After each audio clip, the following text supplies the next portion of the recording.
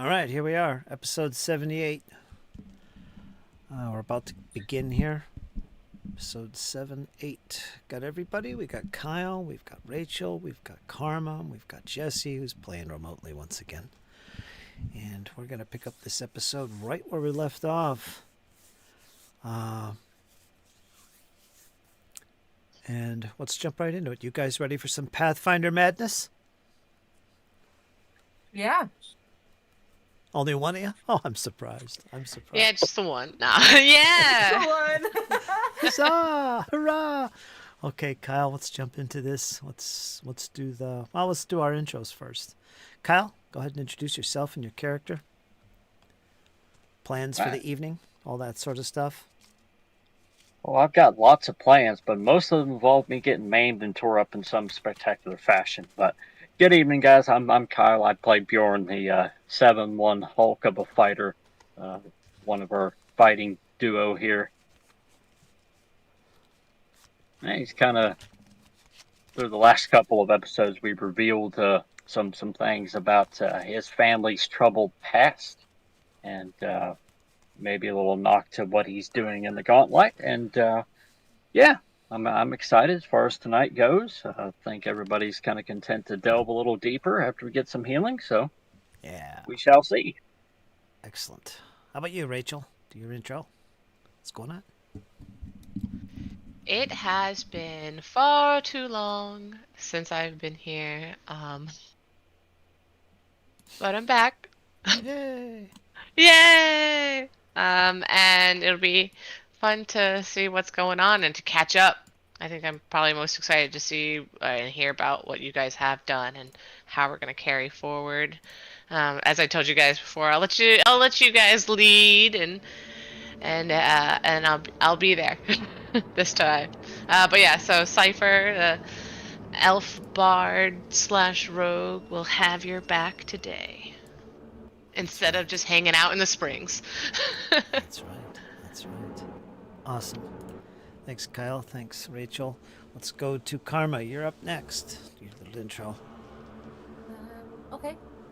I am Karma, and I play Karma Sunseeker, a war priest cleric.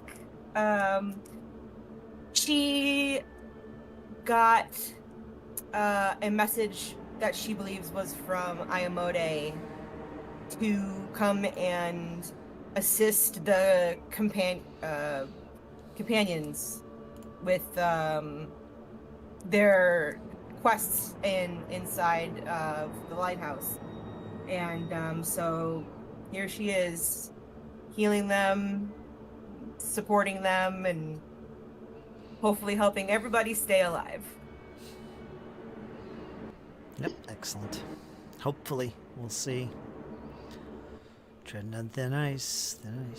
Jesse, you're up next.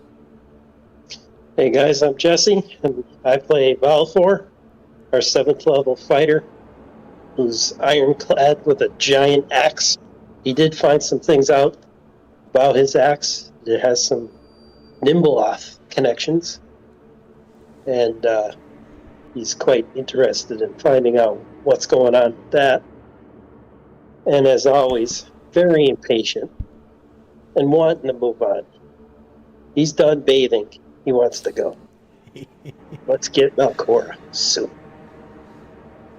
Yes. Let's get the show on the road. Awesome. So that's our crew for the night. The companions. There is other members of the companions here, but they're on another quest. They're probably not even in Otari at this point. We're going to pick up with them. Separate episode. See what they're up to. But for now, these 4 companions found themselves here locked away in their sauna room, steam room, safe room. And Kyle, how about a recap? Kind of pick up from the last episode. I know Rachel's missed a couple, but let's pick it up from the last episode. Yes, sir. Karma. We picked it up there. We had Karma cast a really impressive spell where a bubbling hot spring emerged, and we all kind of healed up there. Valifor and Cypher kind of remain behind to kind of guard the save room and take some extra healing and get their equipment in order and, stuff like that. And Karma and I descended to the lower levels. I was wondering if you had any possible way of figuring out the monster. And whenever we got down there, we were trying to map out the hallways. And yeah, that did not go to plan. Where we entered a chamber where we had seen the other side of through a piece of translucent glass was a set of pillars with a bunch of creatures to kind of contain cryogenically inside. Yeah, we took 3 steps into the room, and a creature appeared out of invisibility. A pretty decent combat ensued. Bjorn proceeded to get his butt handed to him quite handedly, and we were forced to run for our lives. We fell back, but before we entered that chamber, we actually went down to that southern area where we had previously encountered some enemies. We found a separate room. Bjorn activated a trap, and kind of riddled his mind pretty good there for a few minutes, so it was not a party. And after we got engaged, fell back to the safe room, trying to kind of brief everybody, hey, don't go down there, and kind of licking our wounds at this particular point. And I believe that's about it.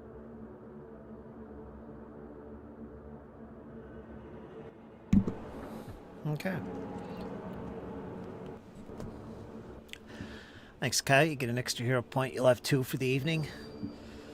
Jesse has 2, I believe. And everybody else starts with 1. You got your bonus hero points for snacks tonight. So that's what that's about. All right. So after licking your wounds, making your way back to the safe room, there you're greeted, Karma and Bjorn, with Cypher and Valifor kind of recuperating. They see you guys come in. You're all beat up, especially you, Bjorn. You've got wounds all over. Curious about what you encountered. Feel free to share that information. As Bjorn kind of steps through the doorway, kind of shutting the door behind him, seeing Valifor and then Cypher kind of lounging it up a little bit, kind of showing off his wounds. His armor's very singed, like the leather's on it's kind of burnt. Well, we found a few things out. There's a creature on the lower level. Should be avoided at all costs at this particular point in time. We did manage to scout a few of the lower areas. Doesn't appear to be any intense activity around the entryway and the area that we went to before, where we found one of our fragments. The creature used invisibility and fire, as you can see.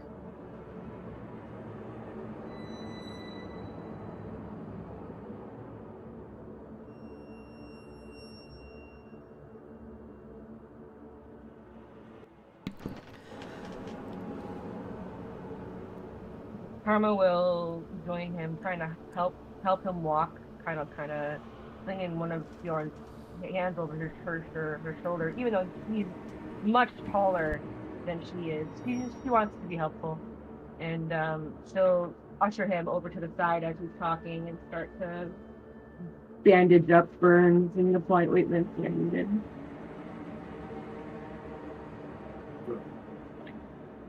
I'm just going to look to Cypher and Valifor. Are you prepared?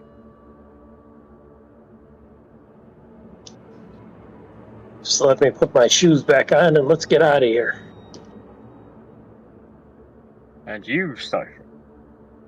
I don't know. I'm pretty comfortable where I am now. She says that very sarcastically, but she does get out and gather whatever items she had taken off and joins you. I'm just messing. Let's go. We've got this. Wait a moment, Cypher. kind of as Karma's kind of bandaging up his wounds. Bjorn's going to kind of motion Cypher over to him.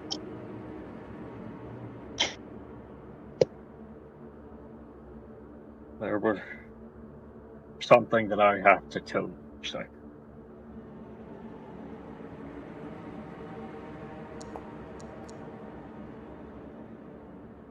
Whenever we were back in the long hallway. 20, nice, Karma, thank you.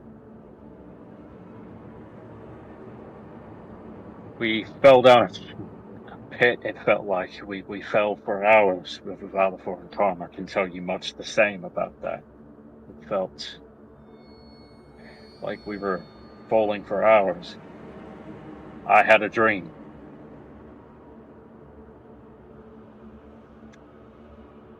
Go on. My family served an evil here. Ancestors. They did evil things in this place.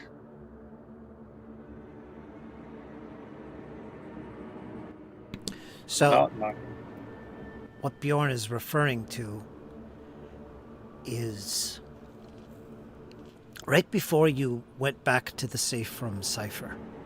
You guys were heading north through that corridor with the transparent wall, close to where you could see the hydras in that pool of water. A strange mist began to approach the companions as you were squeezing your way through this corridor on your way back. And suddenly you all, from what you remember, were enveloped by this mist. And you couldn't even see each other. You saw Lyra. You were at the back of the group. You saw Lyra for a brief moment and grabbed hold of her shoulder before everybody was just consumed by this mist, and you heard falling bodies. You actually stumbled and grabbed the wall yourself. There was something about this mist. And you began to pull Lyra back out of the mist, not seeing the others. And stumbling out of the mist, you found yourself. Turning back, you saw your friends disappear in this mist. And then you collapsed. And everything went dark. Later on, you awoke.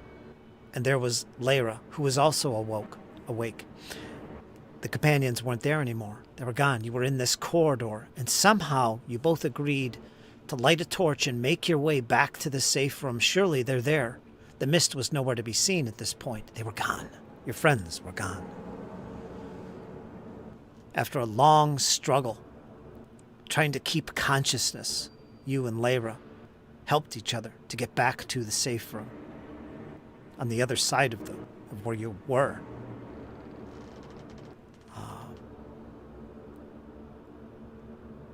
And there you fell asleep, back in the safe room.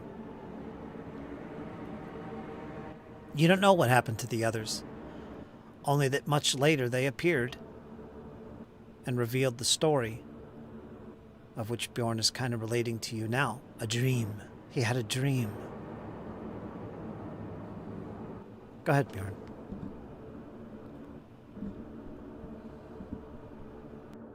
My dream saw a descendant. I could see through his eyes. An attack on a town. Village. A woman, a girl abducted. Saw another one running toward me, or whoever I was seeing through their eyes. Couldn't reach her.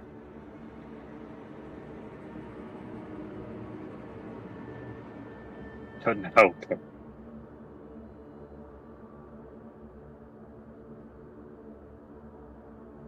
In the spirit of all honesty,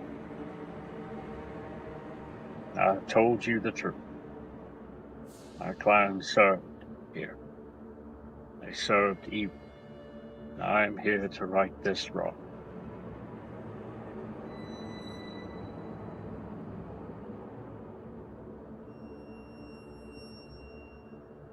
Well, Bjorn, it's nice to know who I'm working with. So, if anyone else wishes to reveal anything they encountered in that mist episode, because Rachel wasn't in that, or Cypher wasn't in that either, feel free. That's up to you. Bjorn's going to kind of extend a hand to Cypher. I'm not my foe. I'm not my ancestor. I came here to destroy this place. Not so.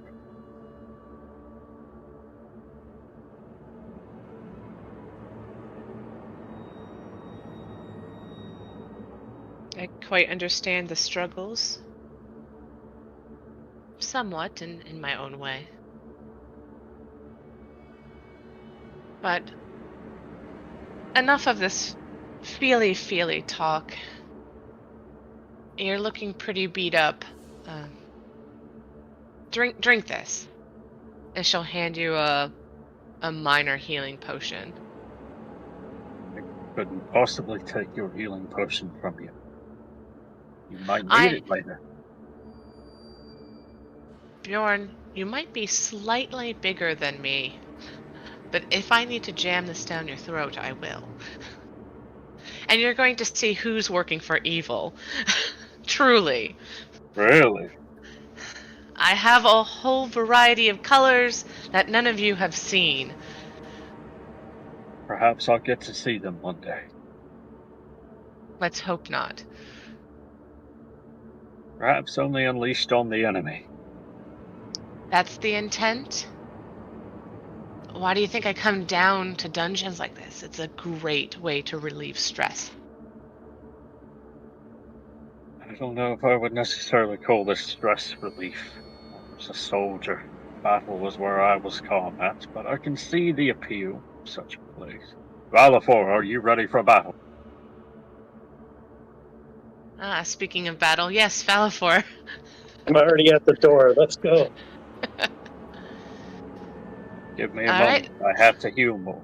And he will kind of reluctantly take Cypher's potion. He still feels bad about it. I can always replenish my stock if we take a trip back to town. These are just mere items. They're just things to help us on this journey. It is getting its use. Dude, that's a what? That's a D... Minor is probably... It's 1d8. So it's just like a little baby potion.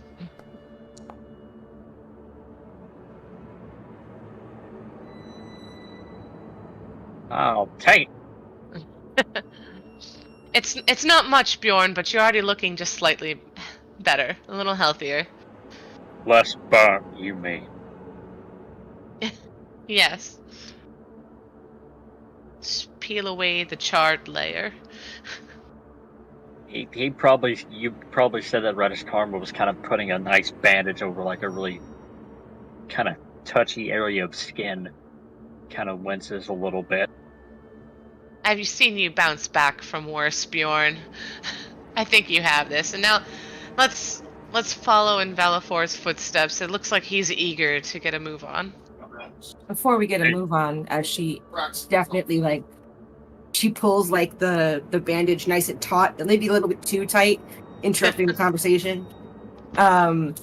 She stands up and she looks at everyone. Are we intending to go fight that guy again, or what is our next going on plan? Are we going lower in down below? There are a few options we can consider. I would advise ignoring Jafaki for now. We can either descend further. We could possibly try our luck sneaking by some hydras. Or as Cypher pointed out, replenishing our stocks are also on the something to be addressed. I believe Valafor is intent on going lower, though. I think we should finish what we started with Jafaki. Shit. Well, She then kinda I puts her will need a hands lot on her more hips. healing. That can be done, but I think with the right preparation, which and strategy, we have no problem going into that room and finishing what we started.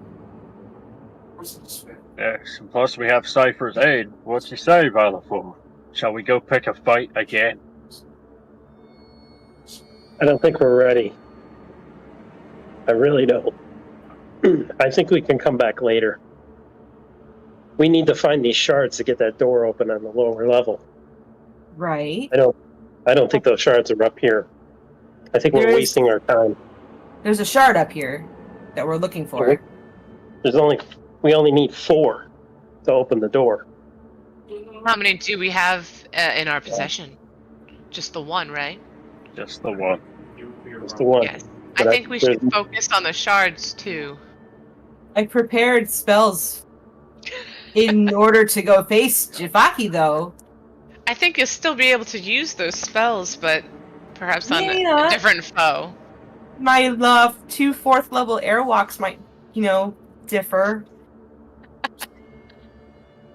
Oh, yeah, exactly. Glad this is like these are dual lands. Seems we need to hunt up some relics. That would give us a chance to heal better. And then we will come back and face Jafaki. Yeah, sadly, I don't have a whole lot of information other than the stories you've told me about him. He levitates in the room. I cannot reach him.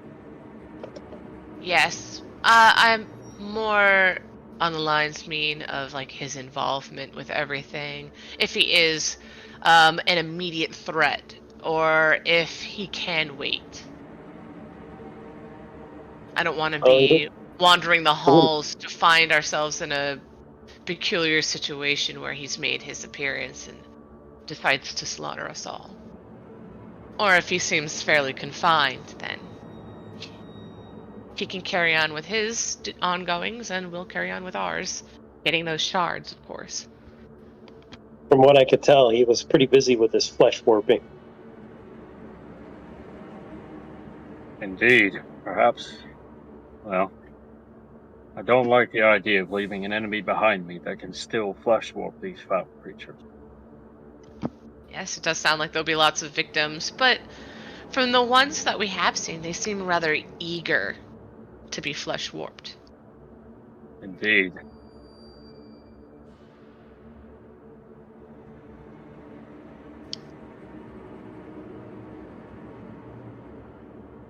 Do we have any idea of where the next or the closest shard is? I think we need to explore. At this level, but not that we've found yet. Okay. Because perhaps maybe he is he's detained one and he has a shard. The chances of that are fairly slim, but you think Jafaki would possess such a shard? I mean, from what we could gather, what the demons were saying, Jafaki was a pretty powerful player in the arena.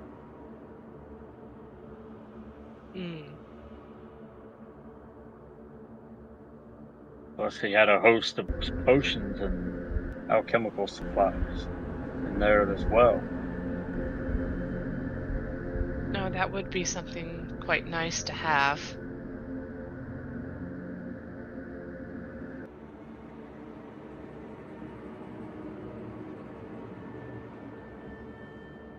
Plus, I have prepared a spell which would nullify his levitational effect. Well, if we can get him on the ground, we can kill it. If you guys think you can get him down, I'll cut him down. You just got to get him in. Be pulling him down, Valafor. I'll be casting a spell to make a stairwell for us to go to him. So she kind of peeks back into the conversations after being kind of quiet and thought. And she goes, I did learn for the purpose of our highest, strongest melee fighters, I learned airwalk for each of you so that you may fly up to him. I like this idea. So do I. Well done, Karma. Let's go get him. I also learned a silence for the fireball and 2 dispel magics for the confusions. Give me more healing. We're gonna need it. It seems like Jump in she's the going to pool. be fairly busy, kind of supporting you guys. Your ability to reach, I'm not sure if she'll have time to heal during battle. Exactly. Which is why I think we should take the extra time and heal now. Yeah. It's very intense. Let's see. I can actually probably put a heal on you now. And didn't Cypher, didn't you say you have the ability to possibly heal as well in between? I do. I could offer my assistance there, but Karma, you yourself, you're not doing too well. Have you tried tending to your own wounds? I see you're still holding your medical kit there. Out of character question, can I actually do mundane healing to myself? Yes. I can? Yeah, you can treat your own wounds. I didn't know that. Valifor, are you at the door? Yes. Patiently waiting and listening.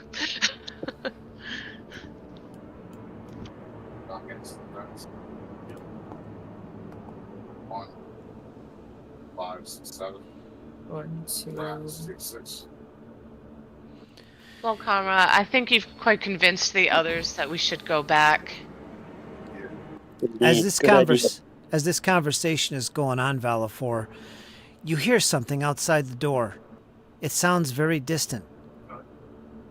It's a scream that seems to echo through the hallways, but it faintly dissipates. It's a single scream. It sounds very unhuman type of scream. Nobody All right, else hears guys. I this. think we've made the attention of something outside. Quickly get your healing. There's something coming. Indeed. I heard a scream. Bjorn's gonna kind of move down to Karma, kind of in a very kind of ASAP kind of way.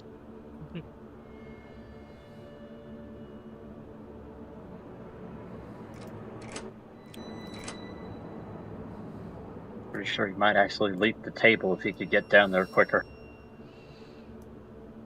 Alright, Right. Karma, you're looking much better. All right, so you're going to exit the room?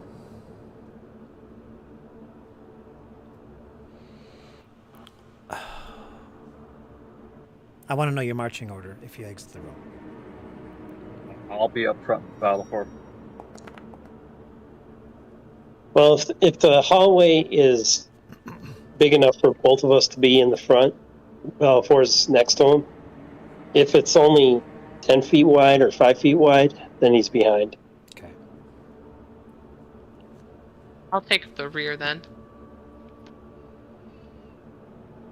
So Karma ready? and Cypher are in the second rank or the rear.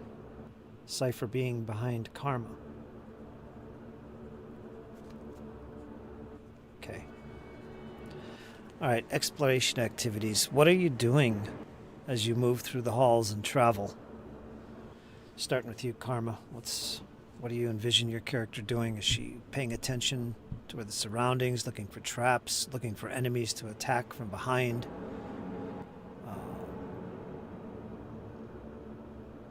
Whatever you want. Karma. I was muted. Detecting magic was one, wasn't it? That was one. I would like to try that. All right. How about you, Bjorn? Scout, since I don't have my shield at the moment. To the front. Yes, sir. Cypher. Like a first assessment. What are you doing, Cypher, in the rear? Knowing that we've heard something in the distance, I'm going to just repeat the shield spell on myself.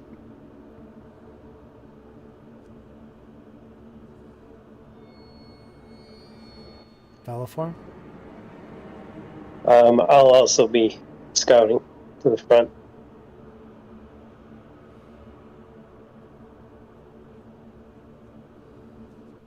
Well, they won't stack. You'll already get the +1 if something happens. Do you want to do something else? Well, I don't want to slow us down, so Well, you're already slowed down to half speed. Well, then in that case, I'll search. He can scout. Okay. That sound good, Valipore? yep.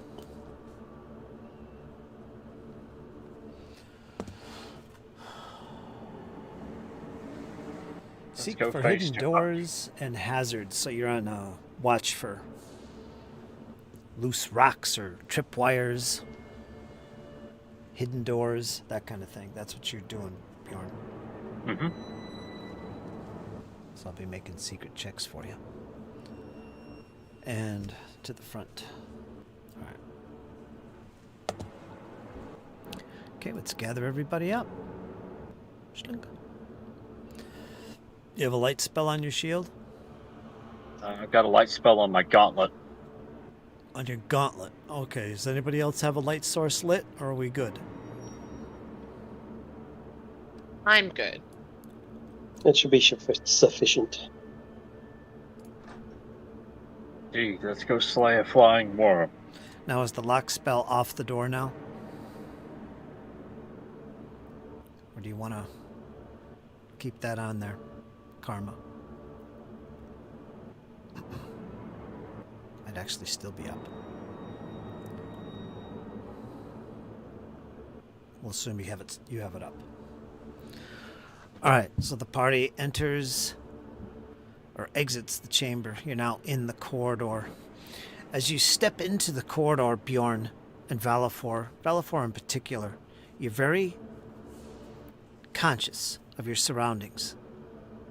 You heard something, you don't know which direction, but it came from the distance outside this chamber. Not outside the door itself, but somewhere in the distance. A horrifying scream like something was being attacked or slain.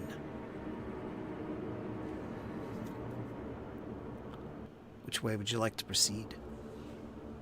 South to the arena. That's the quickest way to Jafaki.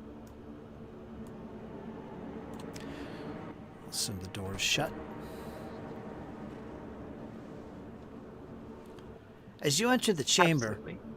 as you enter the corridor to the south, something seems off.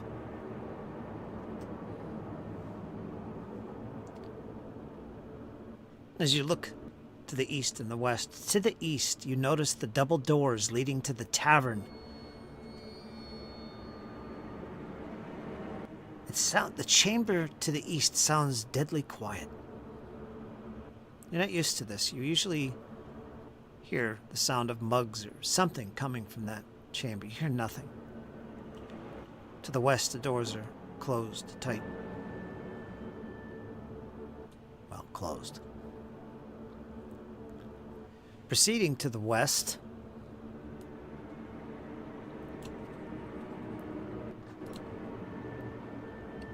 you step into the familiar chamber. Stairs immediately to the south, leading down to the deeper depths where the demons live. You bypass this, knowing that you have to get to the arena to be able to get to Jafaki.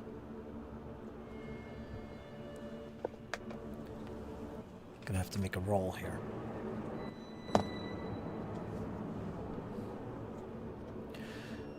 The body, the rotting carcass that was lying here just maybe 10 feet from where the torch currently is nowhere to be found. Unusual. The stench still lingers in the air, the stench of death and decay. The chains still line the wall. Ichor and stains of blood remain. You continue south. Familiar terrain. Further south from where you are, you remember fighting demons.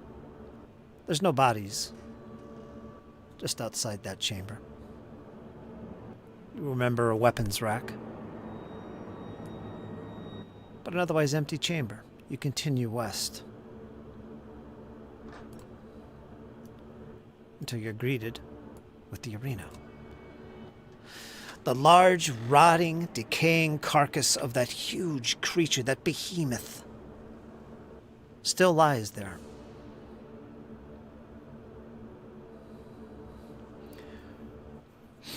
I wonder if I make a perception roll for the token here on the map, if it'll roll for each of you. I wonder if it would. Whoops, that's not what I wanted to do. Just out of curiosity. No, it says I must select a specific PC or token. Alright.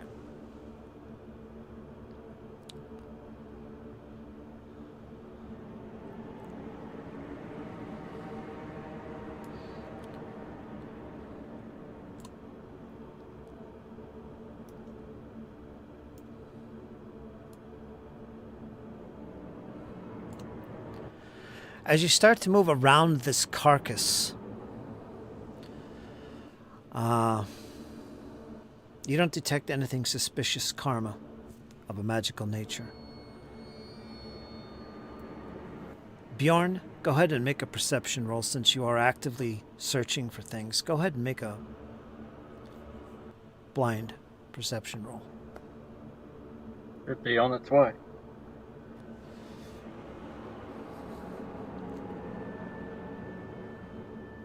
You catch sight of movement near the body itself.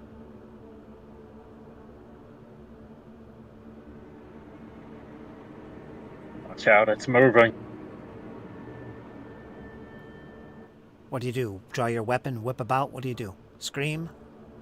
Anything? Blade's already out, so Bjorn's just gonna kind of raise up his blade, kind of motion to where he saw the movement. Over there. All right. You catch sight of him. There appearing, you see a familiar sight as you turn to face it.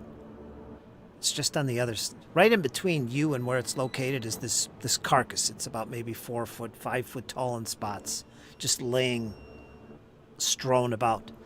Twice the diameter it originally was when it was a living being. But you see this worm pop its head up from behind this, what looks like could be cover.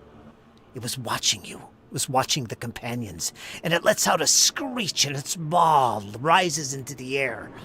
And with that, I'm going to need everybody to roll initiative. You'll all get a +1 in this case. I'm counting this as the front, because Bjorn made a good roll, and he was paying attention and whipped about. So let's get everybody out of the token. Shump. And you have the light source. Bjorn, let me put some magical light on you. Let's make this token invisible. Get it out of the way, and let's put you in your marching order. Let's see. Kyle, you're going to be here. Bjorn is going to be on the other side of you. Then we're going to have Karma. And Cypher, I'm assuming you're side by side, or would you literally be behind Karma all the way? I'd be side by side because I wasn't at the beginning. I wasn't sure if we were single file, but it did appear to be 2 by 2. Right. So that's about where you'd all be. If you're happy with that, we'll move on. Okay. I'm good. Yeah, sounds good. Put you in the combat tracker. Not a lot I can do right now. You're all going to get a +1, so modify your perception roll, and you'll all be using perception. Everybody gets a +1 because of Bjorn paying attention. So Oh, you're not dead. So, Mute yourself, Karma. I'm hearing voices. So sorry.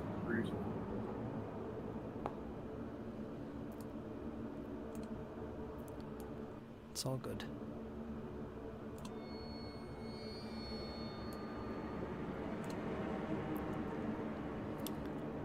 It's all good.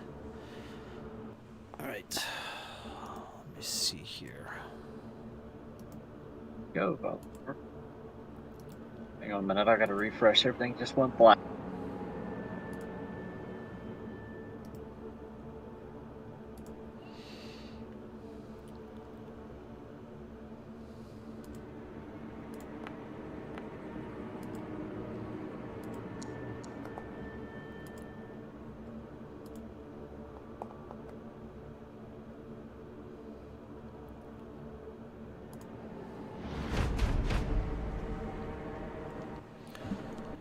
All right.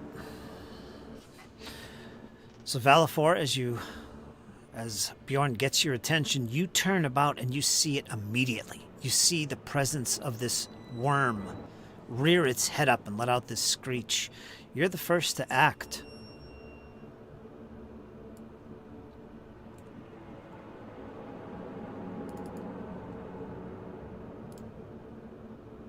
Okay. What you want to do, Valor?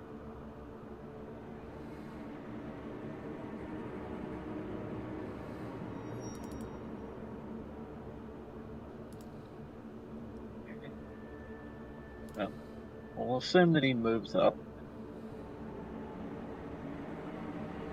I'm assuming, anyway. Jesse, are you there? You're muted. Sorry. Yeah, you can move me as close to it as possible in one move. You don't have to go around people. Well, there's a body laying there.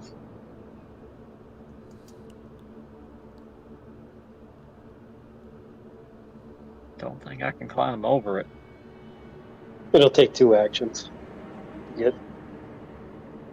Fine. Right there, good. All right. That's good. I'll power... Or no, I can't. I'll just attack it regular. Gotcha. That's pretty quick. Snap it. I need you to make a will save, Valifor, as you draw closer to this creature. You want to hear it point that? Is it... What is it doing? Will save. You got an 18. Your mind begins to swish as you get closer Okay. to this creature. Here, It's I'll point it. It's confusing you. Definitely don't want that. 27. You shake it off with ease, and you push on to get to the creature, laying into him with your blade.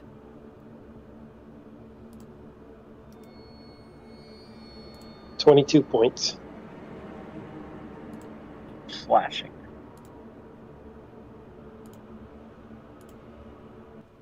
$22 points of damage. Yep. Yes.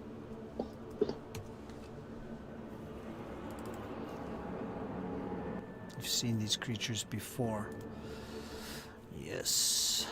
Okay, you're done. We're going to go to Bjorn. Your friend Valifor, with a battle cry, rushes forward at this creature, slashing at it, wounding it. What do you do? Gonna follow suit. Take 2 actions to move over.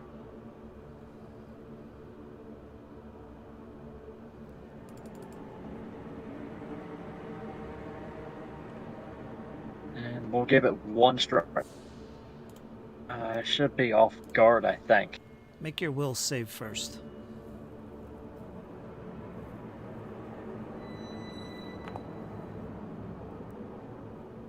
I will hero point that.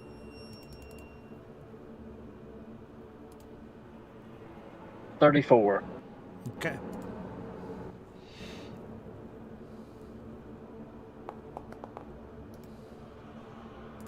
That's hit. Normal. Let's make him off guard first.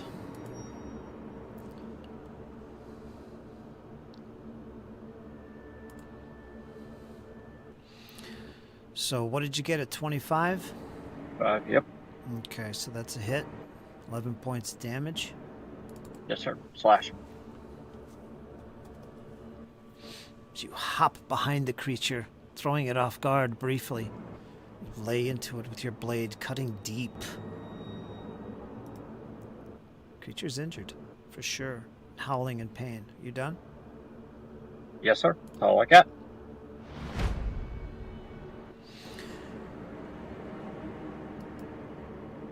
Suddenly, you hear a scream coming from almost behind you, appearing out of the carcass of this creature, just pushing off this garbage that it was hiding under.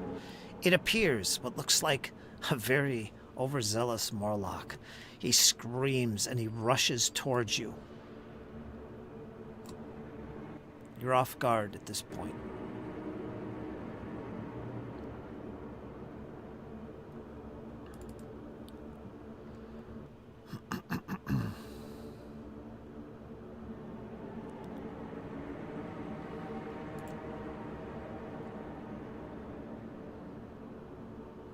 All right.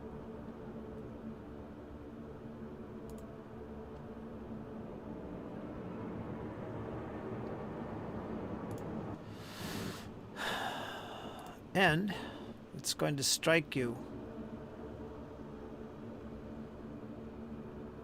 It's going to strike you with its jaws attack. It doesn't seem to be armed, but it's vicious and in a frenzy as it attempts to clamp down to your legs.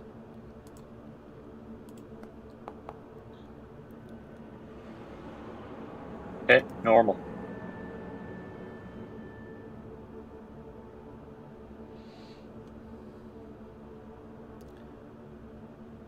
You're going to take... Let me see if it's including the precision. I don't think so. You're going to take some extra damage. I think it's a D6 because you're off guard to him. And he has sneak attack. Therefore, you're going to take extra D6 precision damage. Let me roll that. So 10 plus whatever this comes up. 11. 11 points.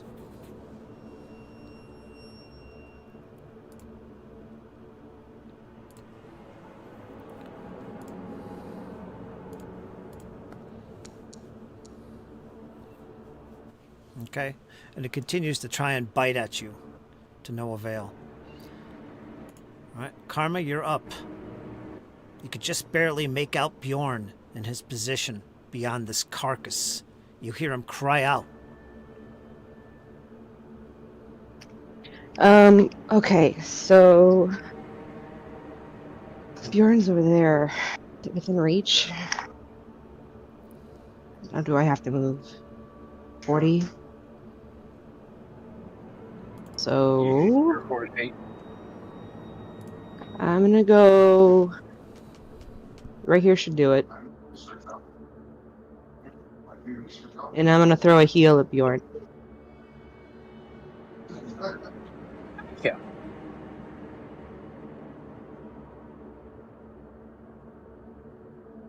You want to put your token on there for your other treasure? Heals. I used my treasure first.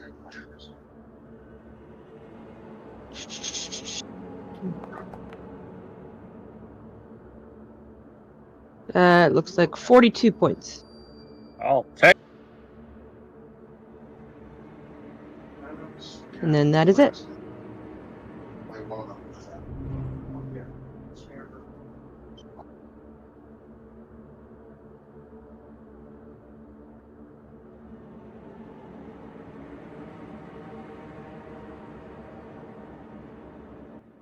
Cypher, you're up. Alright, Cypher stays back. She casts Inspire Courage, and she's like, letting her voice echo through the arena. And then she'll cast Produce Flame on the worm. Karma, make a will save for me. Cypher, you don't have to. Sure, let me do it real quick. Did you say you were putting up Inspire Courage? I did. I'll put that in the chat so you guys can drag it. We'll see. Oh, wrong one. That's counter performance. There we go. Little rusty. So technically my roll was a 32. 35. Okay. I got it, Karma. Good roll, Karma.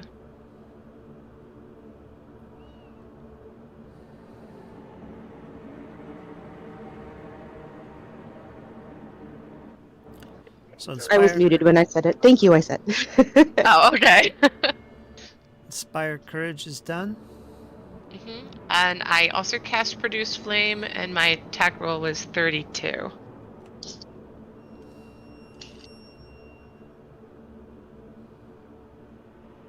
Is it going to show up in the chat, or did I miss it? I rolled it just about like same time that Karma rolled her will see. save. Yeah. And it's 32 because I forgot to add the plus, like, drag the Inspired Courage, which I did first. That's a critical success Oh, woohoo. on the worm. Yeah. Alright, so I'll roll my damage, and then for critical success, the target takes double damage and a d4 persistent fire damage. Wow. And since it's heightened, the persistent damage on a critical hit is added up like by 1d4. So I'll do 2d4, and that'll be just, I think you can enter the persistent damage as a condition on the worm, so that'll be 2d4. Nice. We don't have time for this. No, Jafaki away.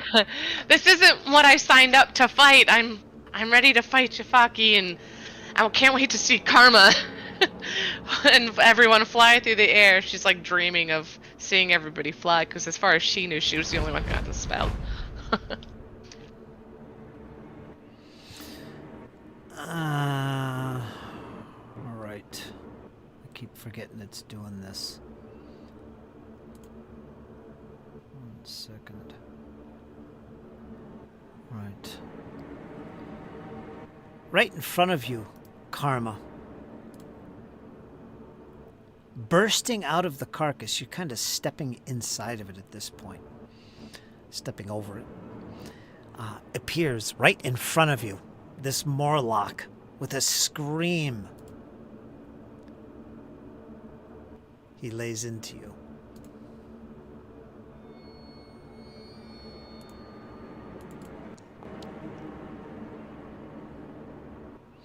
What's your armor class? That is 25.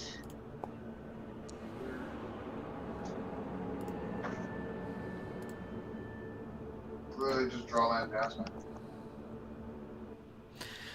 He just suddenly appears. He would surprise you. No, actually it wouldn't in this case. But, yeah, you avoid his bites. And let me reveal him. He's supposed to go at the same time as the other one. For some reason, they're different.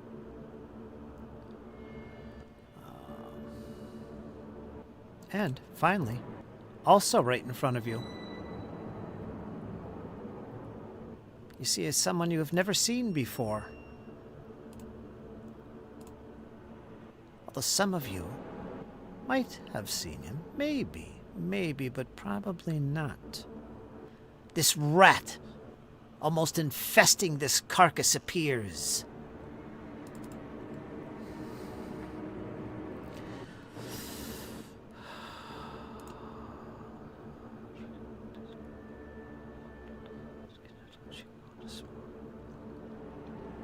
And immediately strikes at you with its fangs, Karma.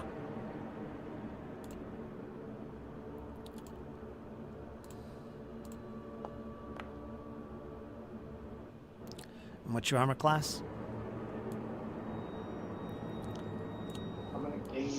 25. 25. You're not...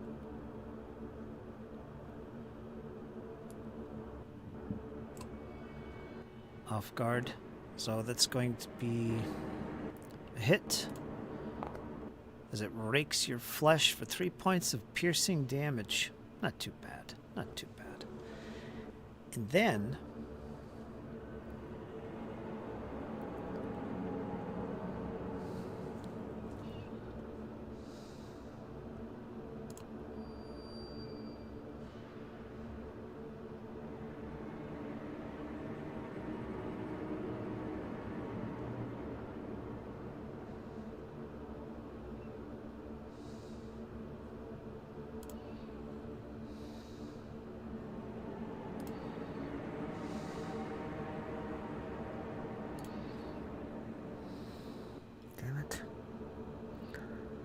it's making everything public.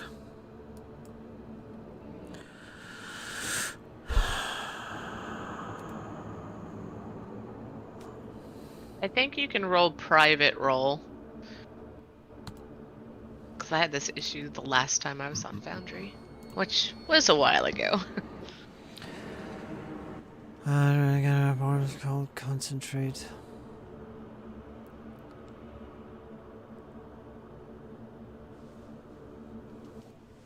All right, and then it starts to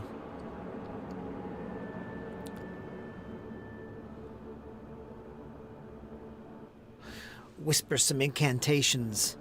It's not manipulate, so there's no attack of opportunity, but it does pull back defensively. So again, no attack of opportunity, Valafor.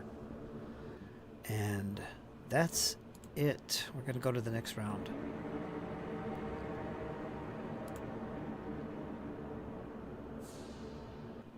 Okay, Valafor, you're up.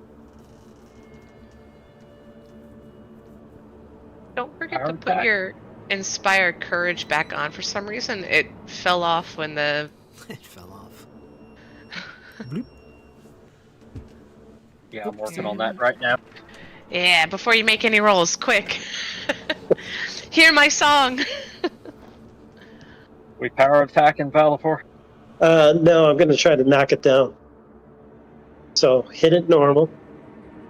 And if I hit it, I'll make an athletics.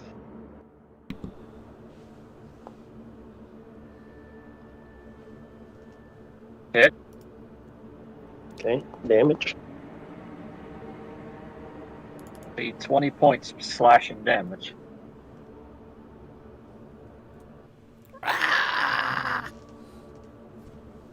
then if I pass this, he's down. And we'll do athletics here. Hi-yi-yi! 28. You don't take any damage for that, right?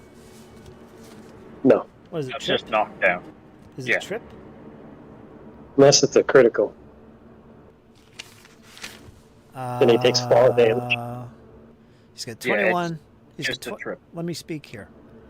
He's got 21 armor class because he's outflanked, or whatever that term is, out something.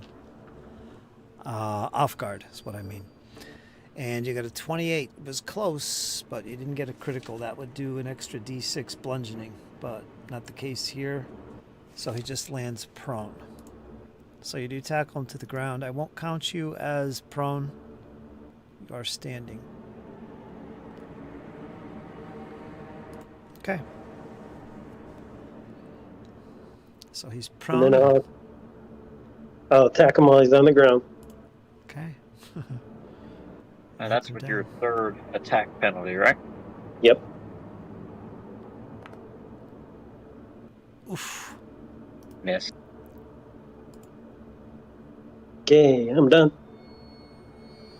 Almost finished him off. Bjorn, gonna steal the kill? I'm going to try to lambaste it. I'm actually going to switch to piercing. Bjorn's going to try to impale this creature's head into the sand.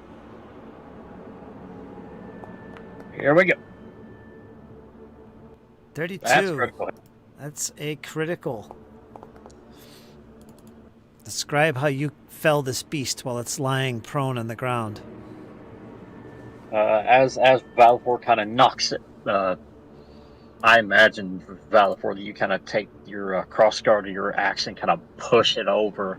And as he did this, Bjorn kind of just raises his long sword high and just sinks it deep through the worm's skull, planting it as deep as he can before he rips it free and turns to the other Morlocks behind him.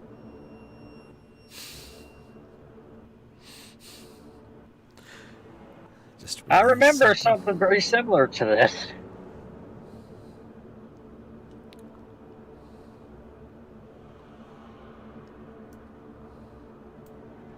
See what we can do here. Oh, I'll hear a point.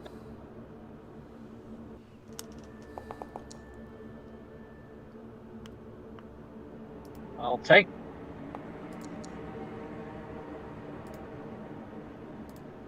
That'll be 21 points of slashing on that guy.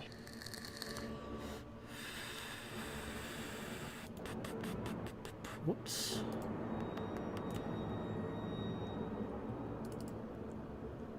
Okay, you And got him. last action, I'm gonna try to grapple him. Why not? Why not? It'll be 23. That's success. So he's considered grabbed till the end of your next turn. So you got Yes, a hold sir. of him.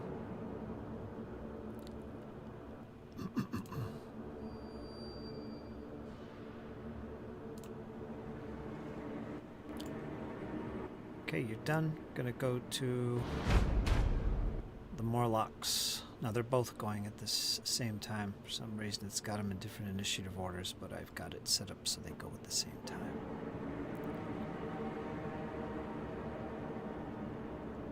That's annoying. We'll start off with the one that's grabbed. He's gonna try and escape. What is that, against your athletics? Athletics or my fortitude.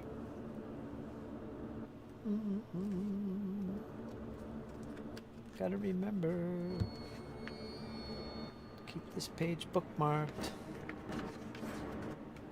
I think it's fortitude.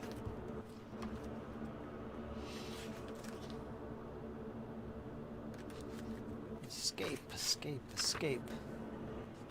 Okay, it's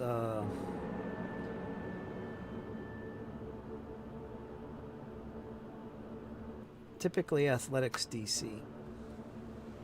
23.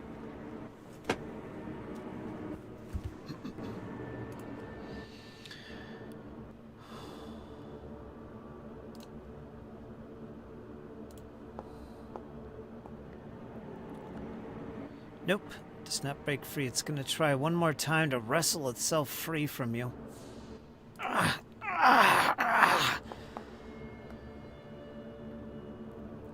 And it does. It breaks itself free from your grasp.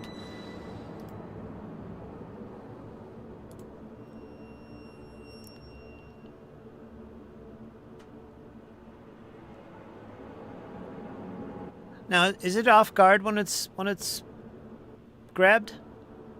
I think so, right? Yes. Yeah, okay. Yes, sir. I was trying to figure out where that came from. Yeah, that's from grabbed. Off guard. That's what it does. All right. So it's no longer grabbed. Get rid of that. It's going to attack you with its open maw. This 25 armor class. This counts as its second attack. Or did it try twice? Yeah, it tried twice. So this will be its third attack then.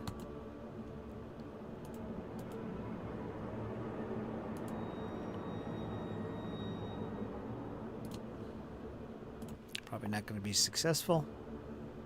And it isn't. Okay, the Morlock creature in front of you, Karma, is going to attempt to clamp down with its jaws on your leg.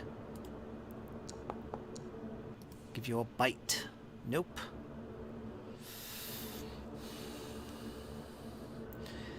In a frenzy, as it tries to bite you, it pulls back, throwing its arms in the air and letting out this blood-curdling screech, and its eyes just focused right on you. It's going to attempt to demoralize you. What is your will DC?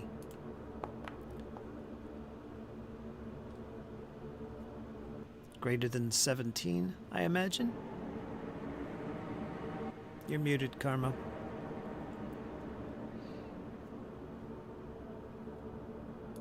Let me look at her sheet here. Will DC is 15, 25. Sorry, I was talking to somebody else and I didn't want it to be, okay, my will, sorry. It's okay. You passed. He didn't intimidate you. Oh, okay. You're okay. You're good. It immediately pulls away, however.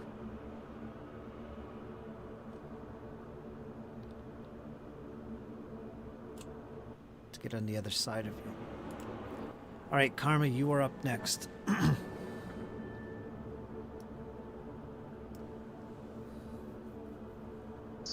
Karma, don't Okay. forget to add inspired courage back to your character. Oh, it went away again. Yeah, it randomly went away. But yeah, That's don't weird. forget. There we go. Thank you for Hey, that. I appreciate it. did that Morlock move through my threat range? I No, think he did. no, he went behind. He avoided you. Oh, okay. I wanna swing around as that Morlock is trying to move away from me, and I wanna kind of just sideways slash him right, see if I can get him right where the neck is as he tries to pass by me for my attack. Please strike melee.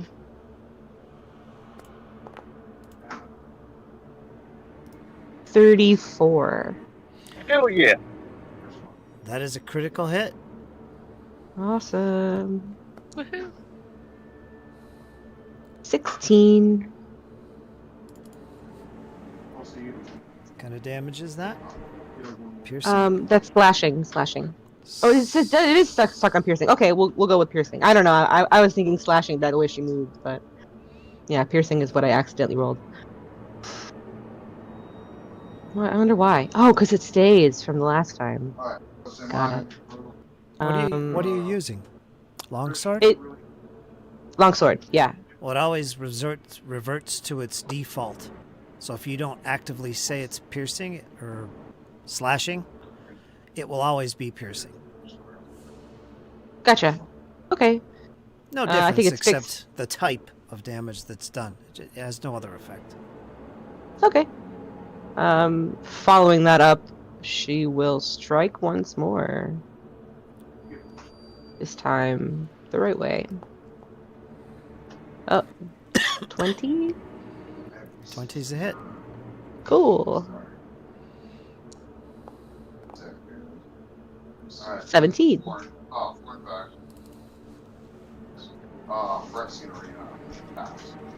And, Nasty human! can I, for my last action, try to get more information? If I could, think if I've ever seen that rat before, or anything close to it. Okay, recall knowledge.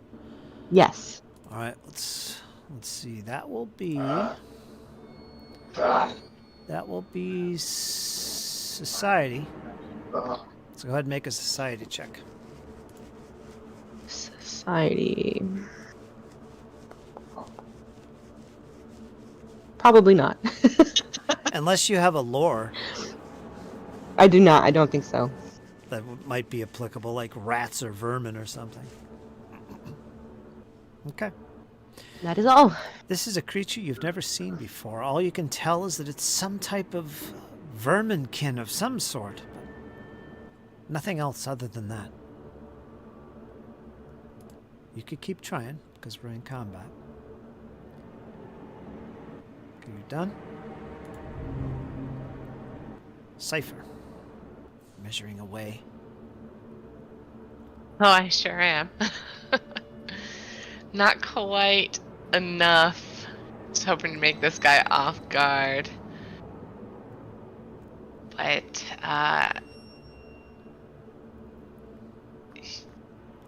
yeah, I'll do it. Just for fun. Okay. Cypher is going to run over to the creature here. She's going to quick draw her long sword.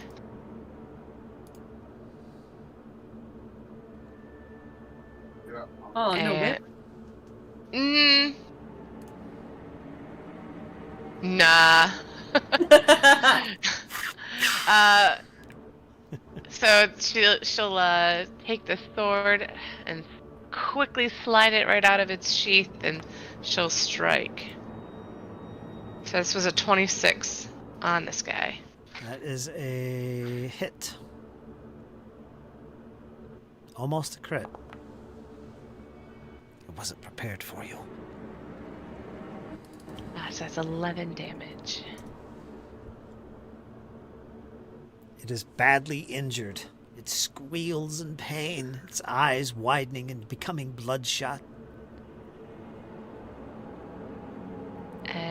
with her final action, she stays where she is and pretty much shouts words of encouragement to her allies, but in the face of her enemy. So everyone can continue to have the effects of inspired courage. Ooh, La fantastic. la la la la la la la. The companions are brave. All right. Yikes. All right. Before we get to Valafor, I don't know why it's on there. We got one more creature. That's this one right here. Let me see now. What can I do?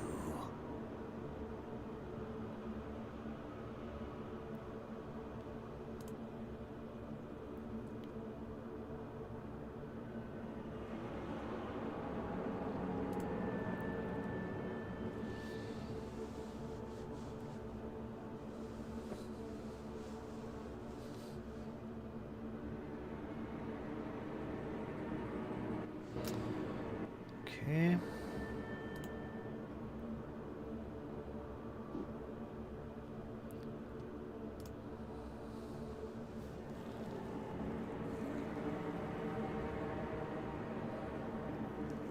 Valafor. Okay. I'm going to make a No, 5 foot wait a step. minute. Wait a minute. I'm calling you because you're going to be a target. Okay.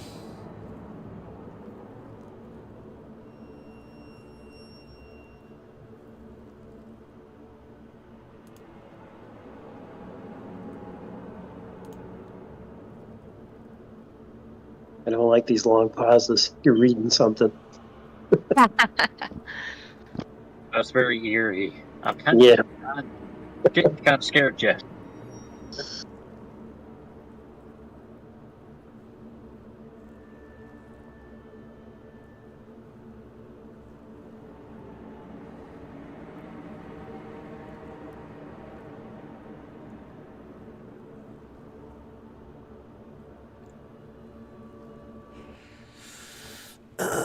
This rat begins to speak arcane tongue once again. You hear the whispers coming from behind you as the foe in front of you, the worm, has been felled. And as you turn about to see this vermin kin behind you, it's looking right at you. And its words sound pleasing to you, pleasing to your ears. They're whispers, they're soft, familiar voice somehow. You try to shake it off. I need some rolls here. Let me see. You need to make a will save. So go ahead and make that for Valafor. 31. You guys are so powerful. So powerful. That is going to be this. And as you shake it off, the words are actually very raspy. This rodent was trying to somehow charm you, to gain control over your decisions. You shake it off with ease. The vile creature must die. All right? You got a critical success on that, so congratulations. Now we're going to go to Valafor as we go to round 3. All right. Seeing this rat trying to charm me, he's going to beat it an axe with a power attack. Ooh. You got 2 targets, too. Hopefully it gets a crit. Sweep. And That's it does. critical. So it's my crit specialization's gonna kick in here. 50 points. That's 50 Oh. points. Man, Flashing to the first he's guy. He is instantly badly imaged. Or damaged. So what happens next with this rat target first? What else happens? So the Morlock is gonna take 50 points of damage as well. Well, let's stick with the rat. Does he go down? You have critical specialization here. No, No. basically it means that he can basically sweep through the enemy, and it says if its AC is lower than your attack roll result or for the critical hit, you deal damage to that creature equal to the result of the weapon damage dice you rolled. The amount isn't doubled, no bonuses or any additional dice, so 25 on the Morlock? Right. Essentially. Well, that's going to cleave through him and kill him. So you you badly imaged this rat, took him to, minuscule hit points, obviously, and you carry through into the Morlock who wasn't paying attention, distracted by karma perhaps, and you cleave him completely through. He is dead. Nice. I like these blood splatters. That's new. You like that better? Yeah. I'm done.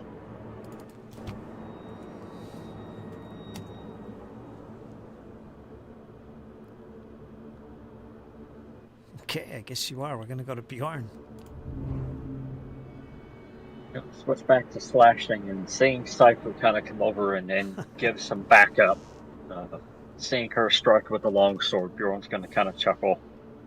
Not bad form.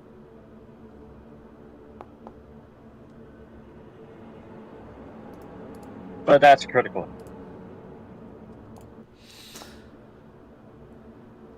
That'll be 24 points of slashing damage. Describe your kill, Bjorn.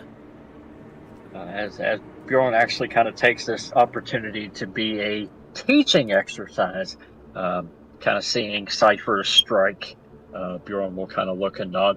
Not bad, but watch your form. But let your wrist be loose like this. And then he just kind of cleaves the Morlock in two at the waist. See? Your power comes from there. And he kind of drones for a moment about proper swordsmanship techniques. To Cypher, and then he's going to run over. Because that was just my first action. It was. Second action, we're going to move over. Third action, we're going to... Alright, Felfon's going to put them out of the way. Stop stealing my kills! Well, quit leaving them wounded. You could do unarmed or non-lethal damage. Alright, I'm going to do it. Then he can finish him off with a kill blow. He'll be unconscious. He'll finish him off. That's one way to do it. Yeah, we'll do an unarmed. Kind of do a big knee lift right to this rat's nose. You'll still kill it. That's a hit. That's a Yeah, hit. but it's non-lethal, so... You'll knock it out. 10 points of non-lethal damage. We All can right. question the rat later. Tie him up. He falls to the ground unconscious. Sometimes an enemy left alive is worth its weight in gold. Until it comes back with friends. And then we cut the mold down. You act like this is just a sport and not survival. All right, Looks you like said cutting fun through. You said cutting through this was a shortcut. Well, let's see where it leads. Now, as far as you Wasn't can exactly tell, short. as far as you can tell, there's no more creatures. You've felled them all.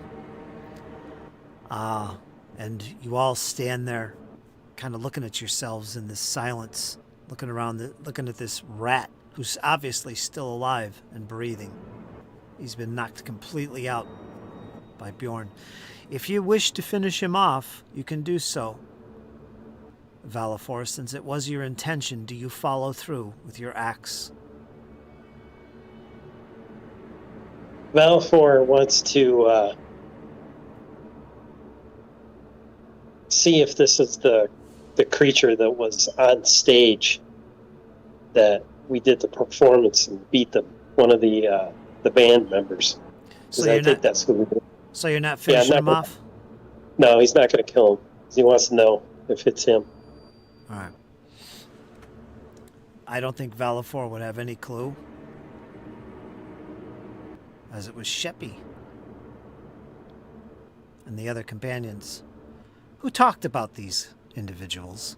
creepy looking creatures of different sorts. One of which might have been a rat, but you have absolutely no idea. That would be really difficult. That'd be a high DC. If you wanted to make a society roll, I'll give it a shot. the DC will be much higher because you've never encountered this. Although you've heard tales, thus I'm allowing you to make the roll. It could be, it might not be. You have no idea. This is just some verminkin who was somewhat skilled with magic. Say we tie him up and press on.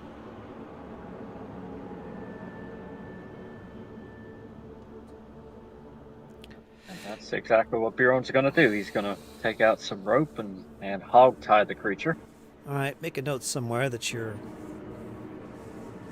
I don't know, what are you going to do? You're going to use a whole 50-foot of rope to tie him, or just cut off a piece? If you cut off a piece, make a note in your rope I'm that just it's... gonna cut off a piece. Make a note that it's like 40 feet or whatever. And as you kick the body over, he's wearing studded leather, but he doesn't seem to have any other weapons or pouches on him. Although, rats are known to carry things in their mouth, but...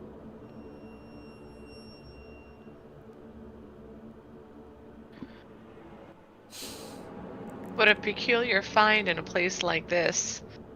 You would have thought that this rotting mound of flesh warped creature, there'd be a worm, little minions, and this rat. Well, either way, none of my business. Now, be warned. Through these doors, and there's another hallway that leads to the right. As soon as you walk across to the right, you will be standing at Jafaki's quarters. We need to be prepared for whenever we turn that hallway.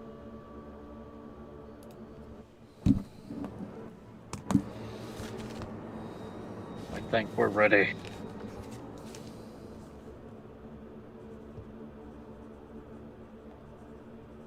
Is this combat over?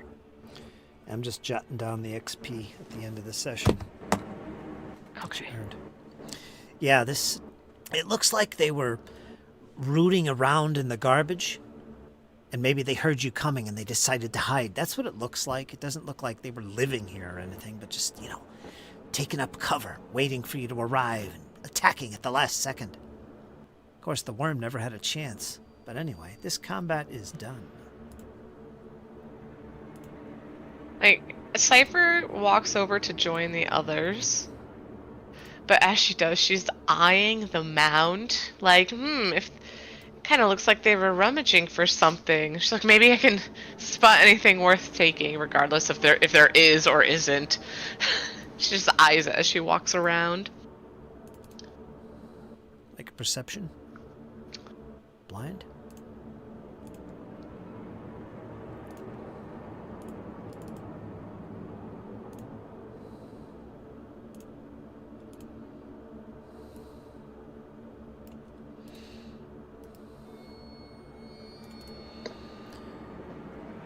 You do find a coin.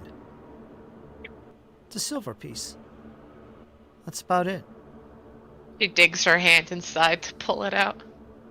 Shakes it off, wipes it on her pants. And pockets it. One less treasure for those filthy creatures.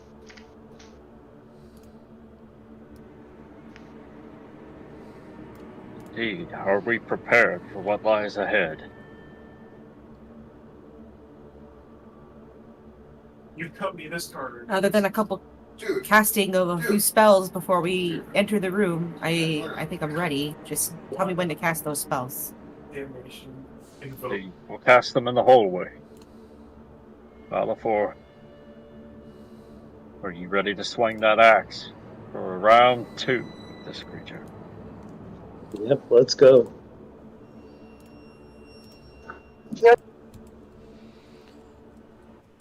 Make a thievery check. Bjorn.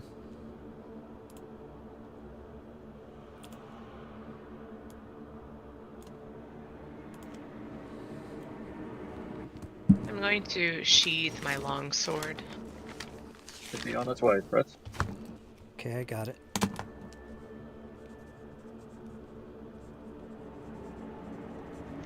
I want a couple free hands so I can strangle this guy. Indeed. But just remember what I told you about your swordsmanship form. It's all in the rest. As soon as you start taking my advice on vocal lessons, I'll take your advice on battle techniques. She says it a bit sarcastically. But I don't plan on getting that close to this person anyways. You know me, I like to keep my distance. As It's you a lot safer. as you approach the doors, the double doors, and start to push in a little bit, they're stuck. There's something braced against the doors, Bjorn.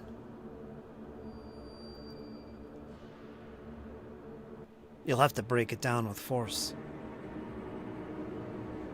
How about my door? Same thing? Yes, both of them. All right. I think we got a little competition going here. See who gets the door open first. Do you want to each make a check? Because there's two doors. Do you want to check separately, or do you want to aid somebody? It's No, an we're going to athletics try check. to open doors. All right. Just try Understand. his, I'll try mine. Understand when you make this check, if you get a critical success, you avoid damaging the doors, okay? Success will actually damage the doors so that it's pretty much useless. If you don't have a crowbar or a tool to help you do this, you're going to have a circumstance penalty of -2 to the check. Otherwise, it's a straight-up athletics check. And if you fail with the first attempt, anything on the other side will hear you and will be able to take action and prepare itself. They will be aware of you. This is what happened when you attacked the worm. So you say it's barred, not locked, right? It's not locked. Okay. There's no lock there that you can see. There's something up against it. So again, are you going to make two separate rolls, one for each separate door? That's doable. Yep. Okay, make an athletics check. You'll have a -2 because you don't have a tool, specifically a crowbar. Something made to pry things. So give yourself a -2.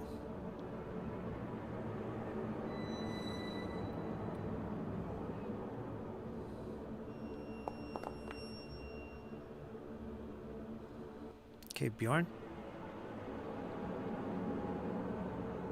Do one for Valley 4. Okay. Pretty well tied there.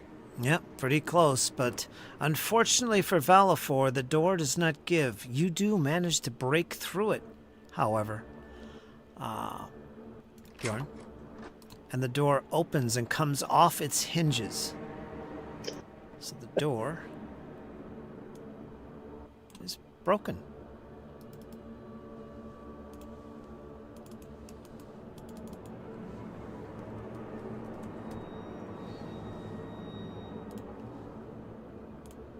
Okay.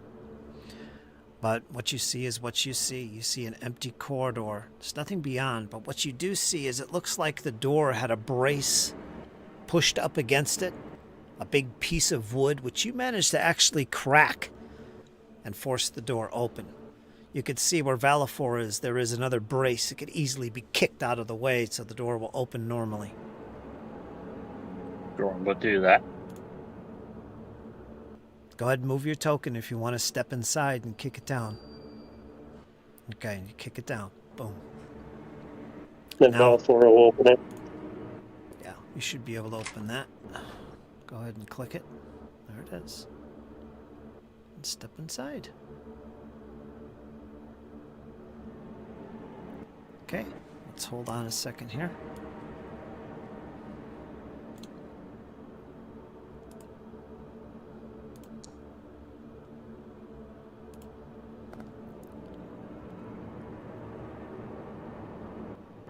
And as you both step inside, you in particular, Valifor, as you step through the door, you hear sloshing noises coming from the north.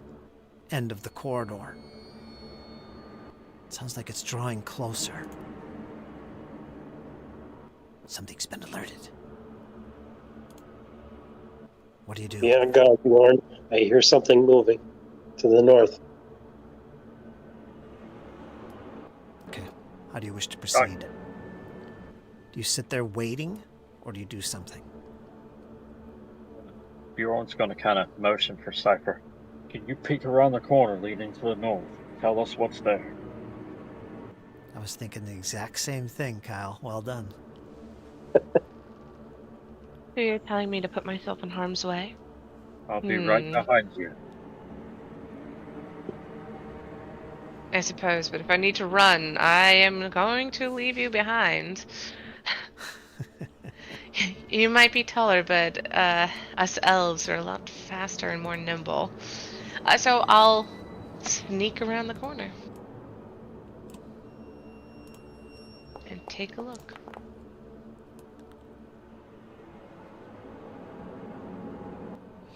You get up to the corner, and as you peer around, I'm going to move you right here so you can literally see and describe to your friends if anything can be seen. Now, Bjorn, you said you were following behind? Yeah, but I'll kind of stay back like 10 feet. Yeah, so honestly, Cypher would be like, stay at the door, let me do my thing. And after she peeks around the corner, she'll walk back to where the others are so she can describe what she has seen. You don't see anything, Cypher, for the darkness and the lack of light. I have dark vision. Oh, you do see. Yes, you do. An elf with dark vision. Okay. Cavern elves. I know. Better acoustics. And they're coming towards you. Well, then she reports with haste. There's a team of 3, worm, just like we've recently discovered or recently fought, and those awful slug-like creatures that just make you want to vomit in your mouth. 3 worms and grothlets. Yeah, a worm and the two grothlets. But to the right is another set of double doors. That is Jafaki's lair. So down the hall. We must act quickly, though. They were approaching. We cannot risk an engagement in here. Any sound could alert Jafaki to where we are. But we cannot just leave them to wander the hole. You hear the sounds, clearly all of you, this sloshing forward. You could just start to make them out, rounding the corner. Quickly, what do? You have one final second. Balfour's going to move up. All right, what are you doing? doing? He sees one coming around the corner. What are you doing, Bjorn? Bjorn will get ready. Back up Valafor. All right, so everybody's going to hold ground, and Valafor's going to move forward. Yeah, so Cypher's going to retreat. All right. I'll put you here, Valafor. You're moving That's forward. good. I'll put you there side by side, and that's where we're going to roll initiative as they come within sight. So go ahead and make your rolls. You all get a +1 for scouting.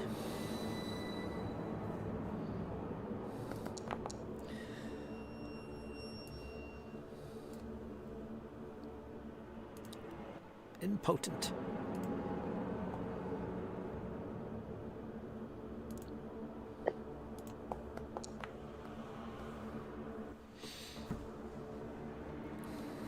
You have +1 developers. It should be 30.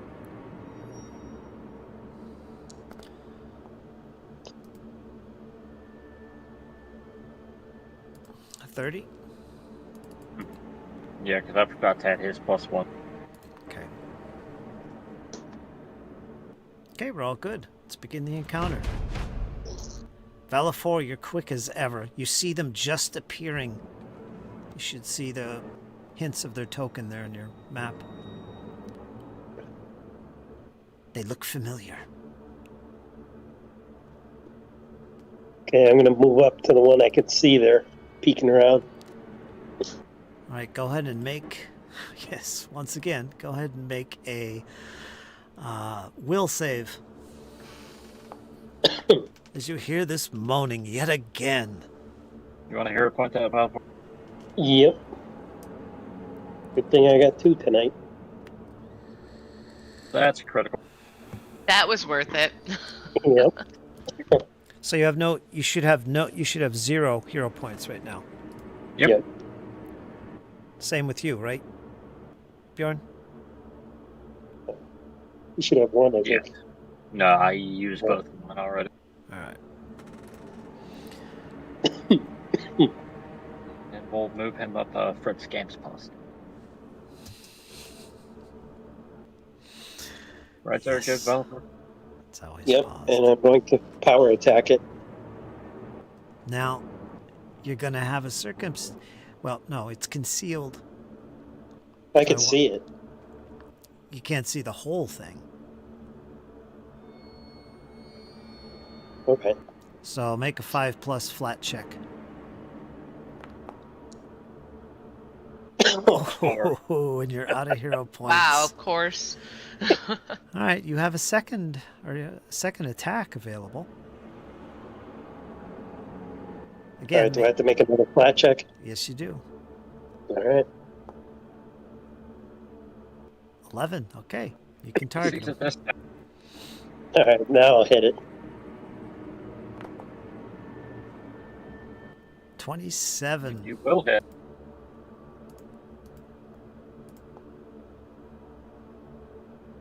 $14 points of slashing damage.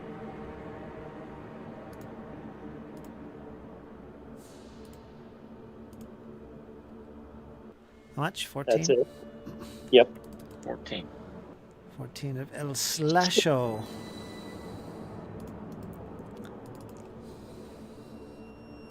I fought these guys so many times. Watch out, they explode! Okay.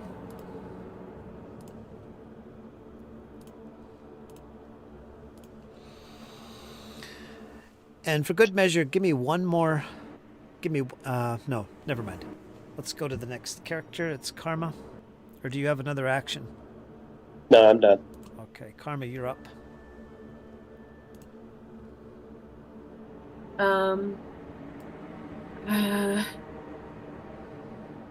gonna move into the room at least so I can see all.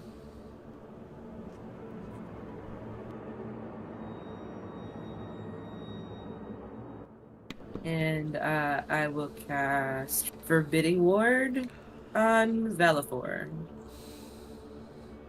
Thank you. You're welcome. And that is all. Boo. Okay, you can just make out the shapes of these creatures. You're going to have to make a will save because there's this terrible moaning coming from that direction, emanating from these creatures, in fact.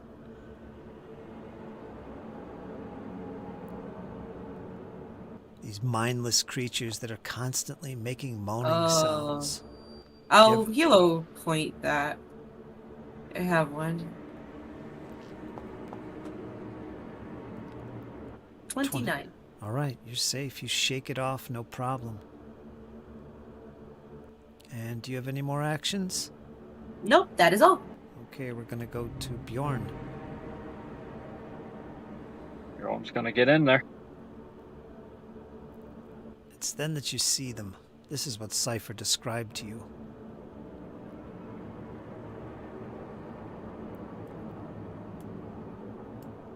Okay, next. I think I need to make a will save. We get close to him. Yes, you do. You're right. 27. Okay, make another one. Well, you wouldn't have to. You're already good. Okay, so you moved. Next. I'm going to start laying the wood, as they say. but Bjorn's going to kind of run up, get kind of shoulder to shoulder with Valifor, kind of aim a strike at the Grothlets. If you could even call it hair, trying to give it a haircut, clean it up a little bit, Yeah, make right. it look a bit more presentable. That's a hit. That's a hit.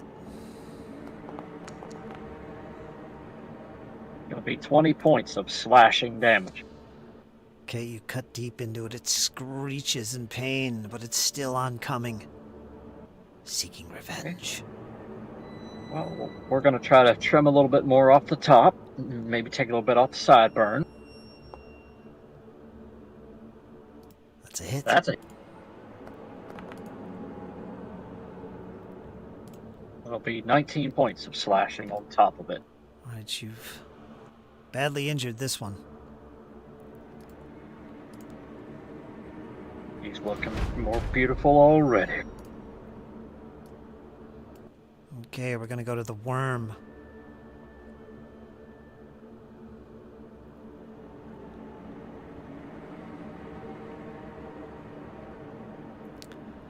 All right, let's check the range on this. I forgot about this save as well. 20 feet.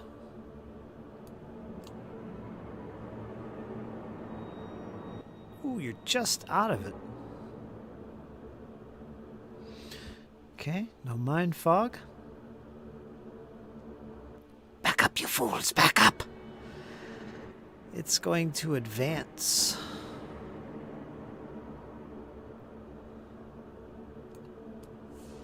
Slightly, and then it's gonna lay down some pain and hurt.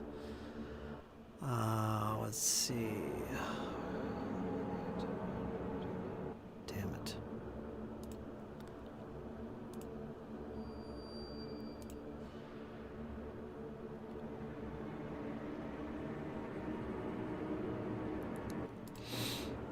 Give me a number from 1 to 4. Jesse. 1.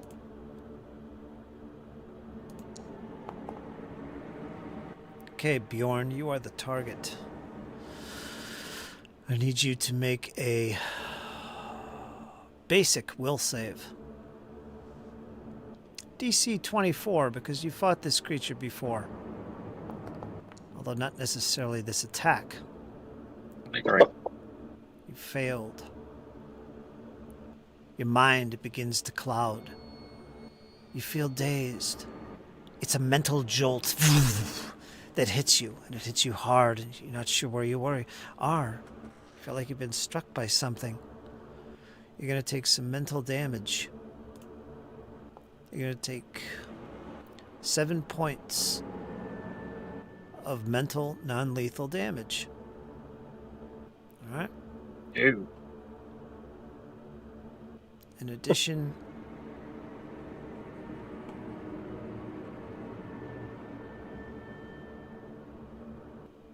what happened?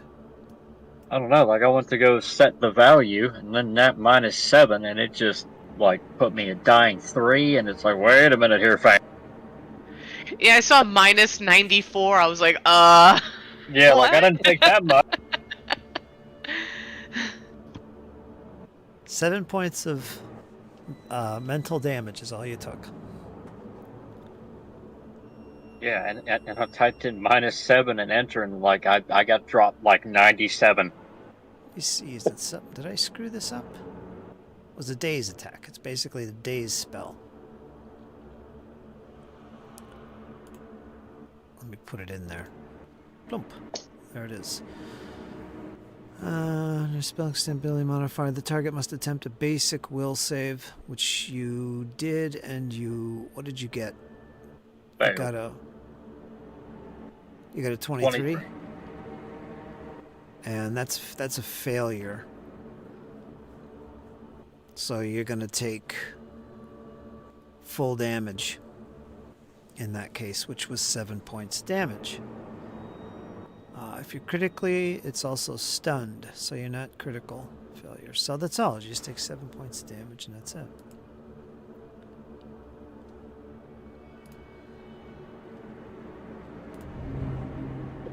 Okay, Cypher, you're next.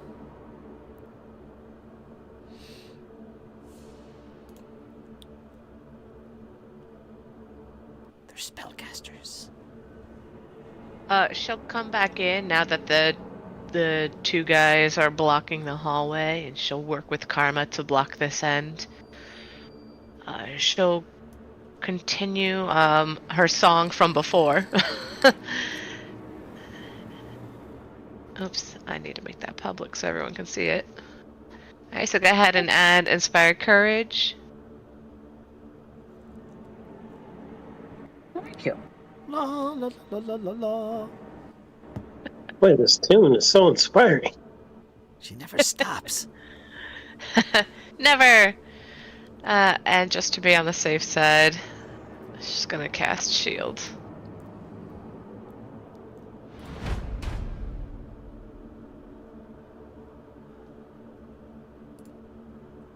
Okay, that's the pair of grothlets. Next, let's see. This one here, Valafor, it's gonna go into a frenzy of claws.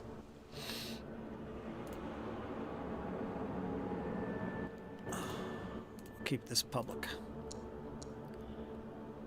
Ooh, 33. Ouch. Yeah, That's a pretty crit. 22 points of slashing damage from this frenzied claw attack. And then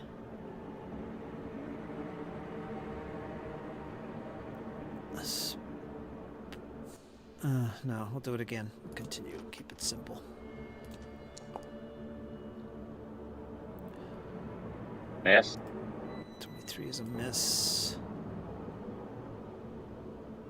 And it's going to defensively pull back.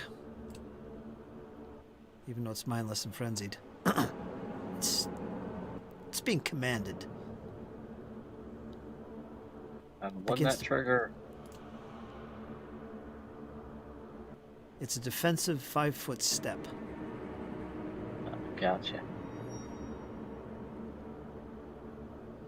The other one, against you, Bjorn. He's going to do a frenzied attack. Actually, he's not. He's going to actually pull back as if under command with a 5-foot step. And he's going to spew digestive juices at you. Acids. That does have splash damage. What's your armor class? 25, miss. 25. I don't think that does anything.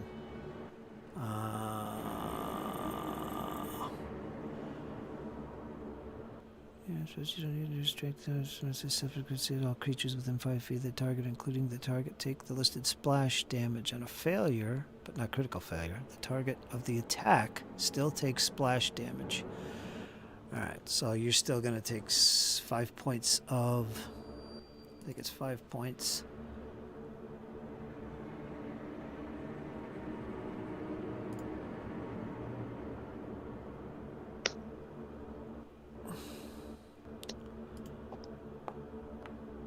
Ignore that.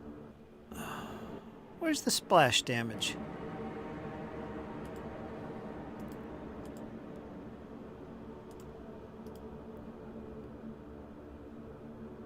I forgot how to do splash damage. Where's the amount of splash damage on these things? Doesn't it say? It should say 1 point or something of splash damage. Because I don't remember.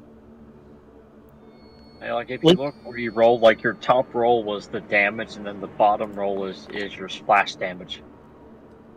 Yeah. Is that rolled though, or is that calculated? I don't see where it says. Plus 1d6 splash. Oh, I see. It's 1d6. So my original roll, I guess, was 2. So Bjorn, you take 2 points of splash damage. Sorry, forgot how to Pathfinder there. You're good. As acid begins to burn its way to your flesh. We're gonna go to the next round. Valafor, you're up. Alright, I'm gonna make a 5-foot step forward. Okay. And power attack the one in front of me.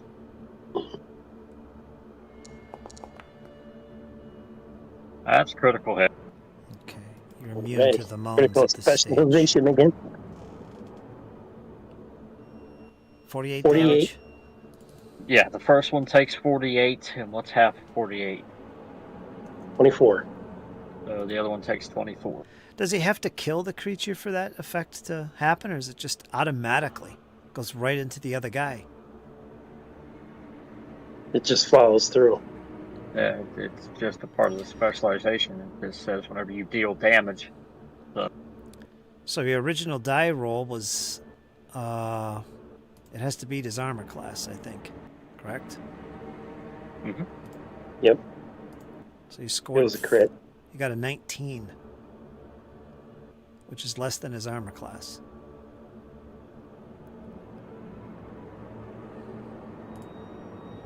You sure? 19? No, that wasn't the roll. The roll was like 30 something. You rolled a 19 plus 19. 38. Oh, you're only. Well, isn't that what it says? Choose one creature adjacent to the initial target and within reach. If its armor class, the second target, is lower than your attack roll result for the critical hit, you deal damage to that creature. It's actually the total.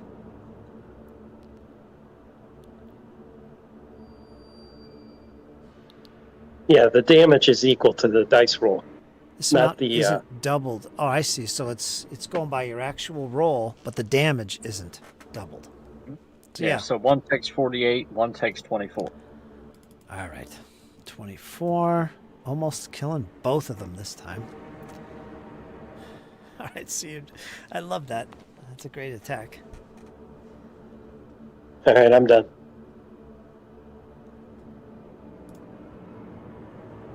Okay, Karma. Time to get strategic. What would you like to do? Right. So it's very simple this turn. I only have one thing to do. I'm going to That was a genius play that I wrote. cast guidance on Bjorn and use one of my other actions to maintain Forbidding Ward on Balafor. Thank you. That is simple and sweet. Yeah, Fantastic.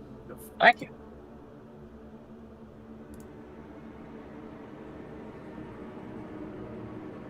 Now we're going to converge.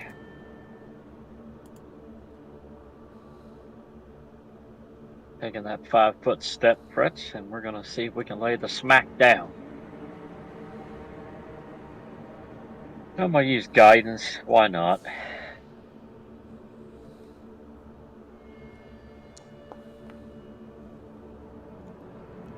That's a regular hit. Normal. The one guy in front of you? Mm-hmm. That'll be 18 points of slashing damage. And of course it explodes. Everyone within 30 feet. So just you and Valafor. In this case, you're going to make a fortitude save. DC 21. As acid explodes from this creature. And no hero points. That was a roll of a 1, wasn't it? Mm-hmm. But Valafor passed, so we're good.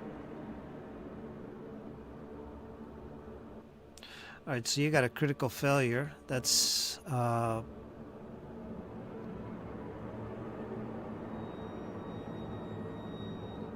me roll that. Double this. It's going to be doubled. 18 points of damage, and you're sickened too. Ugh.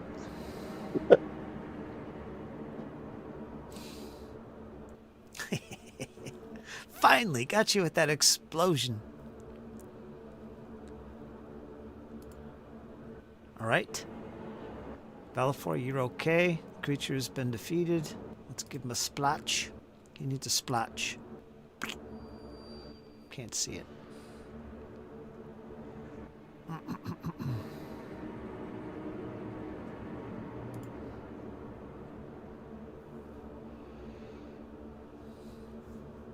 You done?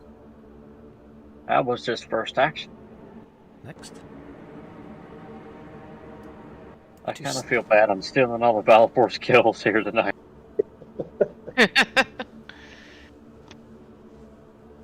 But I kind of want to get it done and get it out of the way. The way we can focus on the worm. All right, as long as you let me have the worm. Yes, I'll let you have the worm. Don't get that slime on me. Okay. Mess. Not good enough, so I'm done.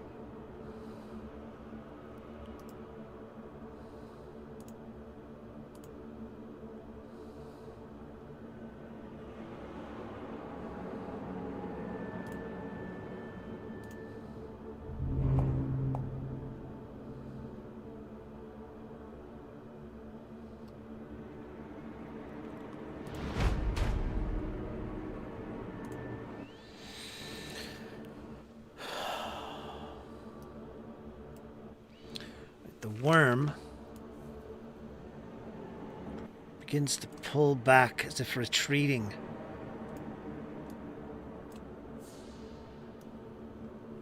And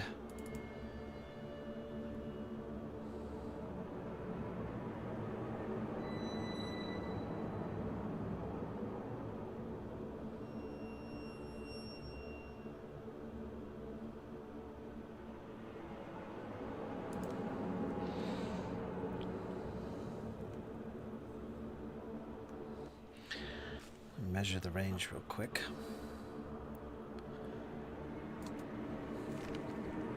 All right, Valafor.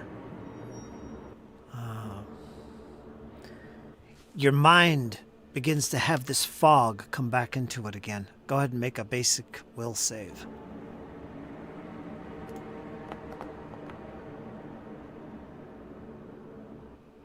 The chanting noises of this worm.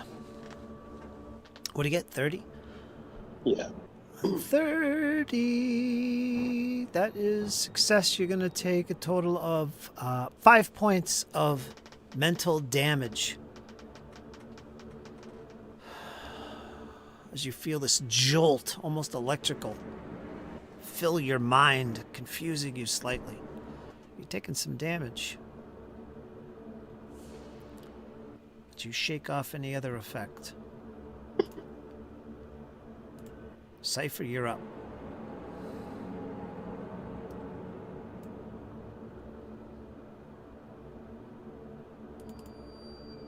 She crawls in.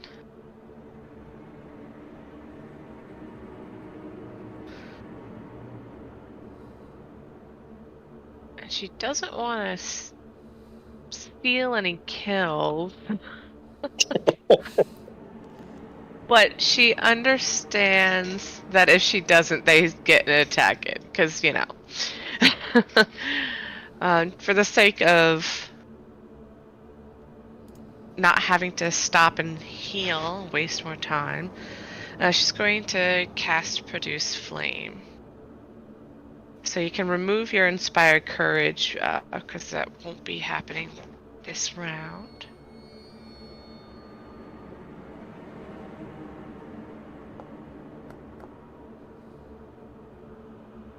And I remembered to target this time.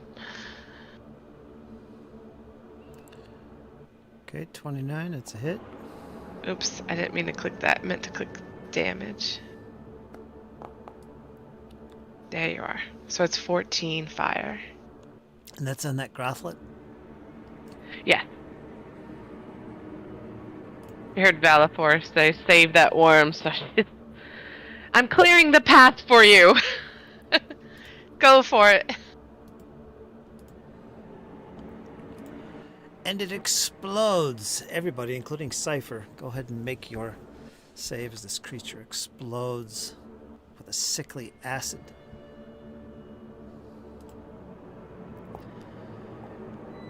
You need a 21.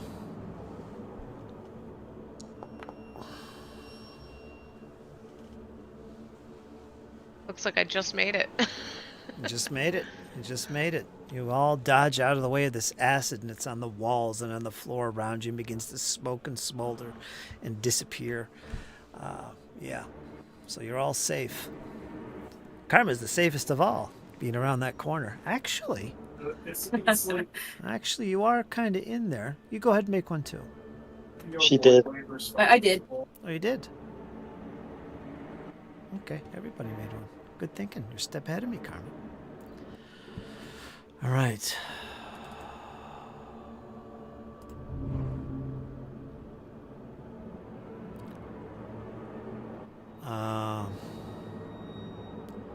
He's already done, I believe.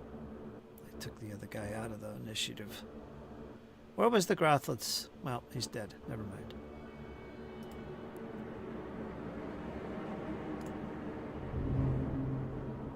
Alright, we're gonna go to...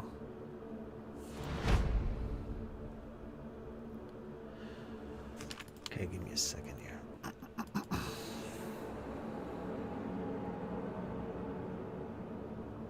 Would now be a good time to do quick heals before we move forward? We're still being engaged by the worm. Oh, my bad. I thought for some reason that exploded and then that was over. Nah, there's the one just out of your sight. It's snuck past and it's gotten quite in the distance from us. You can just see it in the darkness.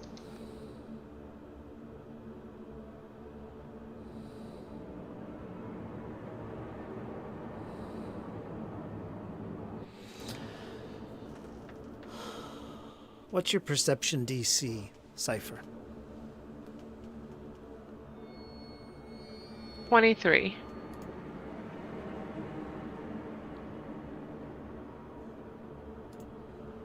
$23. Yeah.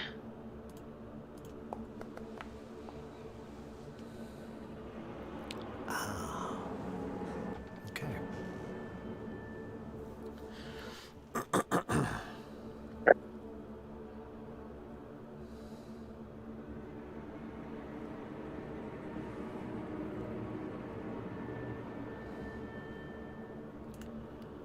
All right.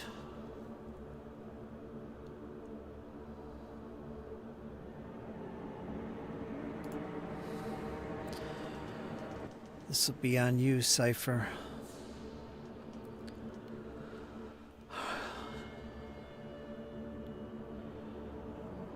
You don't catch the words, at least until it's too late. But there's whispering coming from behind you. Before you can even turn around,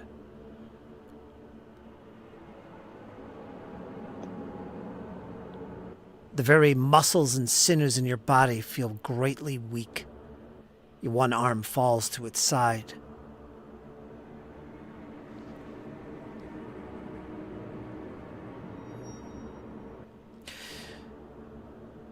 Make a fortitude save.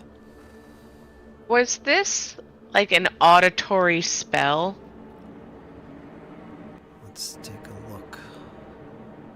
Yes. Or a visual effect? Can I use my counter performance reaction? Put that in the chat. I will. Your performance protects you and your allies. Roll a performance check. This is a reaction, right? Yeah, it's a reaction. Performance check for a type you know. An auditory performance if the trigger was auditory, or a visual if it was visual. You and your allies in the area can use the better result between your performance check and the savings throw.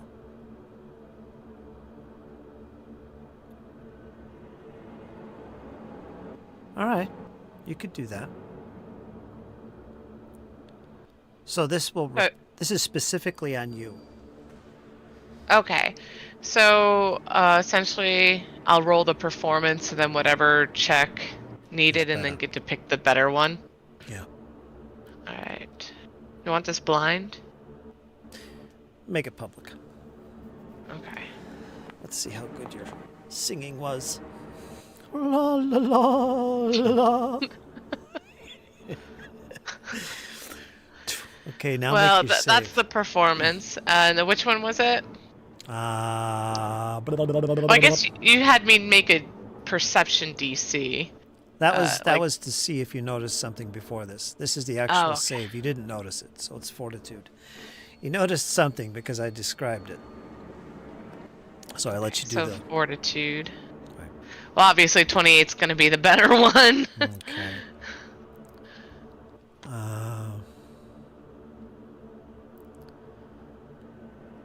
So you got a success. You are somewhat enfeebled with that success. All right, so you're enfeebled 1. Okay. Something magical came upon you. You heard the words, and instinctively you began singing tunes to blot it out in case your friends were also subject to it, not just you. So, in this case, that's what happened. You became enfeebled 1, but something magical is in the air. I will tell you that. And what was your perception DC again? 23.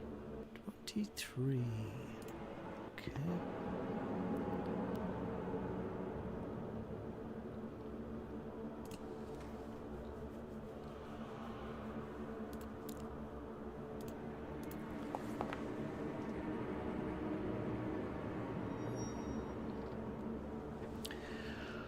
You, Cypher,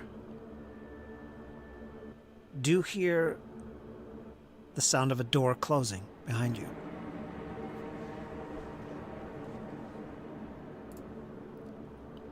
Now we're going to go to Valifor.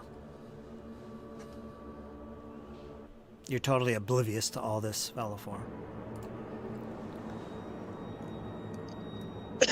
Well, There's a worm ahead of you. You know it.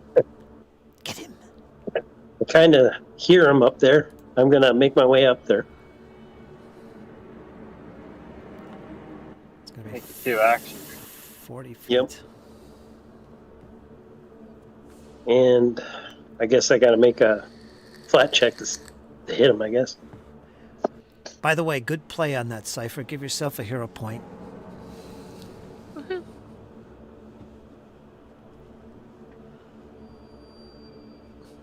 I think he's completely in the dark at that point. Yeah, he needs a flat check 5. He's in the dim zone. 7. Okay. Roll your attack. Give him a hit.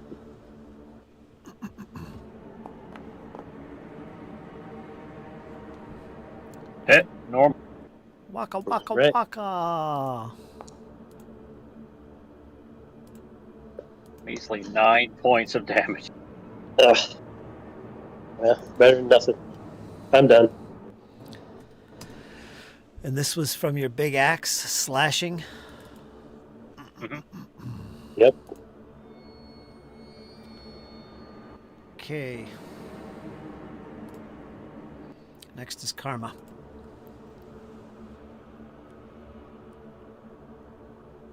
Go ahead, Karma. I'm gonna move into the way over here, so I can see. Oh, he's very far down there. Hmm.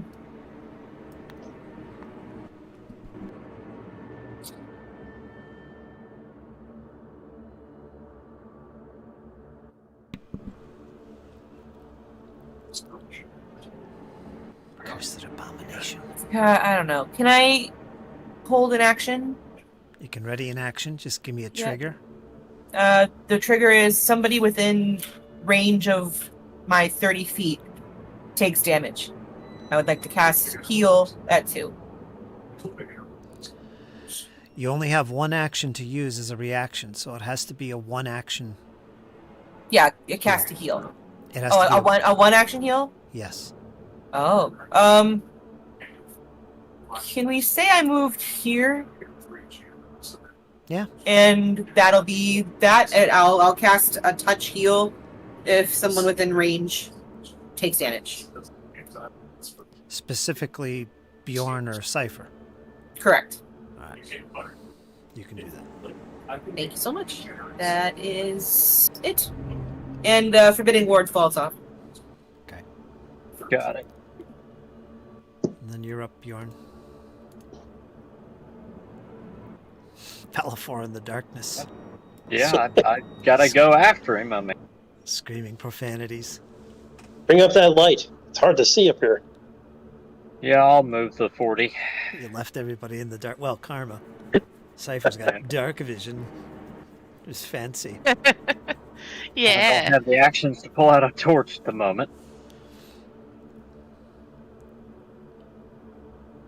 All right. Yeah, we'll do one strike. Okay, DC 20, AC 23. 30. 30. That's a hit. Damage. Be 25 points of slashing damage.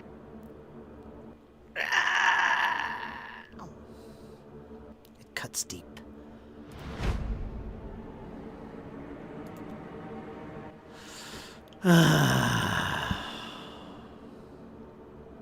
Caught in the tunnels. Yep. Open that door, please.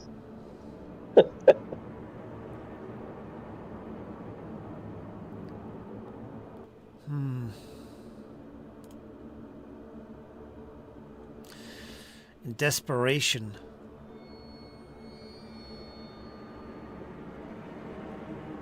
it lashes out at you with a bite attack. Give me a number from 1 and 4, Kyle. 3. Okay, it's on you, Bjorn.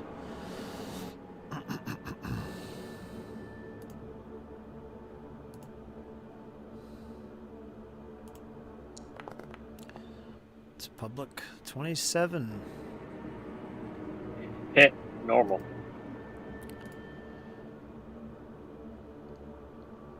Okay, let's roll the damage first.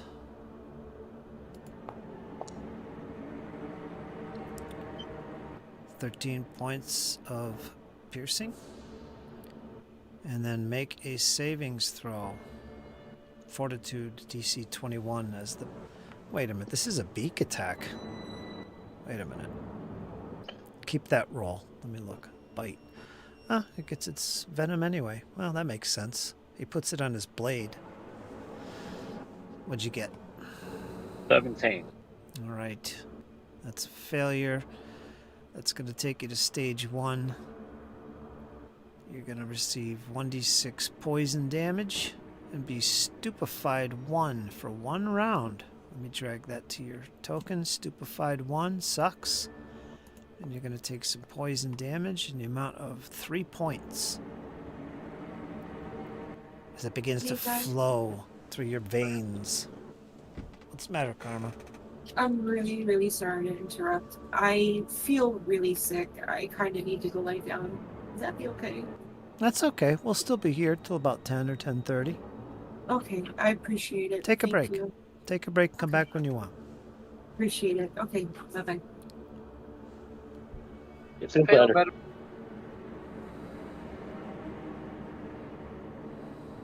Girl. She messaged me going, I'm so sorry. Okay, moving on. Aw. Should be all right. Moving on. Poison is done.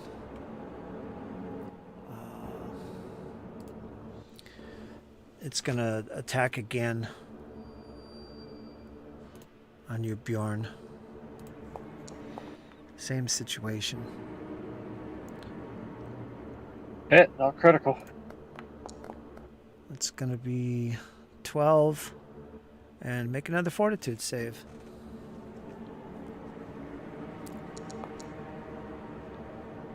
I wonder. 28. 28. Okay, you're okay.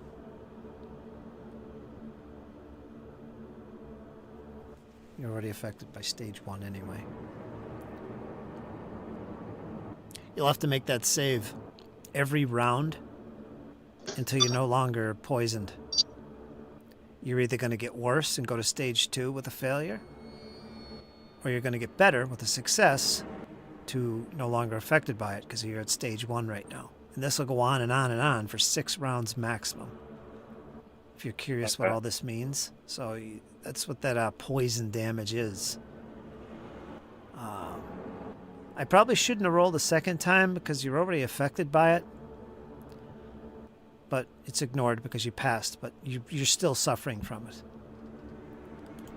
So it's basically attempting to do the same thing again, which is kind of irrelevant in this case. So we'll ignore that. Alright, it's gonna rear its head up and it's gonna try and intimidate you, Bjorn. As it begins to whisper or growl toward you. Now you will bow down to us. You will be the first victim in the arena when we come back.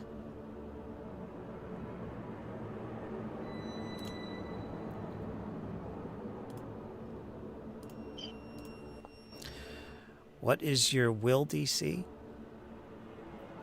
Will DC is 23. And you have bravery? I do indeed. So even though you failed the roll, your bravery gets you to stand firm. All right, and with that, we're going to go to Cypher. Using my reach metamagic, I cast Soothe.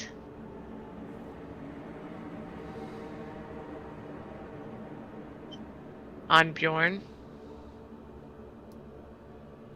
Is he in reach? I used my reach spell, so yes. Oh, Or my reach metamagic. So you healed 26, and don't forget to add the spell effect Soothe. Although it doesn't really matter, because I think since with your bravery, I don't think it stacks. Because it saves against mental effects. But anyways, yes. If it's the same modifier, it'll use the better one. It's a status. Yours might be circumstance. Either way, I think your bravery just like automatically would be better regardless. Thank you. Much appreciated. That's awesome. Alright, so that's the end of that.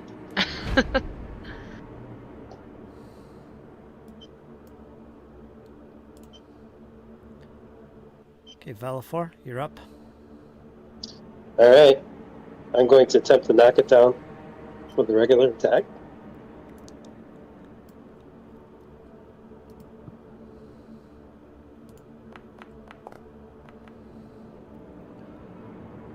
Yes. Okay. Mad. He's going to hit it. Regular. Okay. That's the way. It's a flourish. Missed again. Oh no. What's going on? Oh no. I'm done. Got 21s on both fronts. Yeah, that never happens.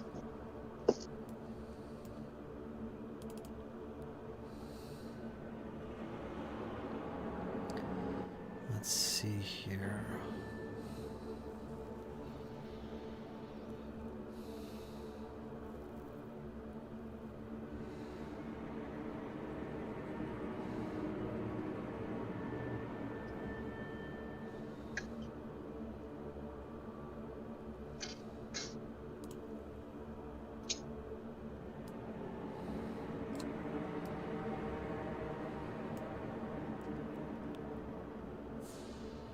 Yeah, Fritz. Make it Karma run away begins from to advance up the corridor. She sees you guys engaged and has the look of concern. She begins to whisper to Ayamode. Her eyes get sinister and she looks towards this worm creature that towers above the two of you, as tall as you are. And she begins to command the creature. The creature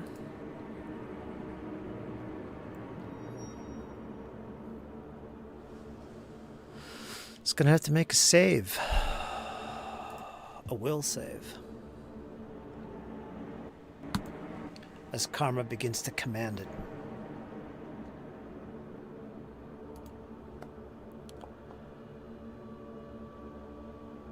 And it just succeeds. The creature's unaffected. Just succeed by 1 point. She was attempting to command the creature. You will bow down to Ayamode in her grace. Bjorn, we're going to go to you. Well, stupefied on the effects of the spell casting, so we're going to go with the good old physical strikes here and see what we can do.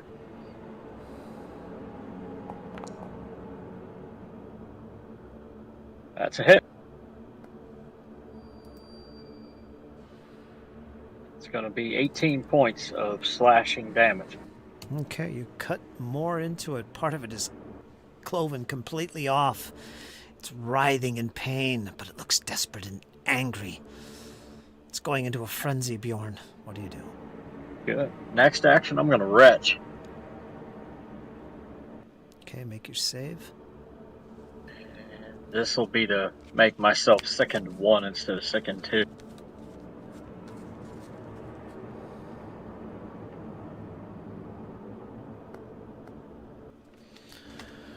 $21. Oh, damn. Let's see what the DC originally was. This was from the poison, right? Yeah, I believe so, yes. DC 21. And I rolled a 21, so that would reduce my second by Wait a minute, 1. wait a minute. That DC was for the poison and stupefied. Yours is from... The heck was it from? You're sickened? Oh, that was from the exploding creatures, not the worm. Yeah, the brothels. Yeah. Let me see what that DC was. That DC was 21 fortitude. So you passed. So you retched successfully. Got rid of one of them, and then I'm going to, for my last action, I'm going to swing for the fences.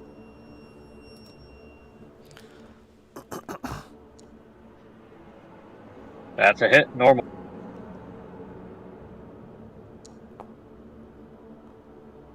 $16 points of slashing damage. Okay. See how those little mod penalties of like a -1 or -2 really do affect you. Yeah. But I'm out of actions, and it, kind of retching kind of helps in a pinch. All right, we'll finish this round, and then we're going to take a break. Bjorn, you're done. Let's go to the creature. It's going to continue on you, Bjorn, with another bite.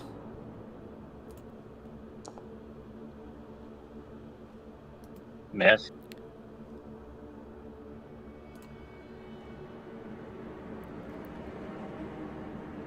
Whoops, what did I do? Wait a minute. Why the hell did I sheathe my blade? I did that by accident, I think. Yeah, my armor class 24.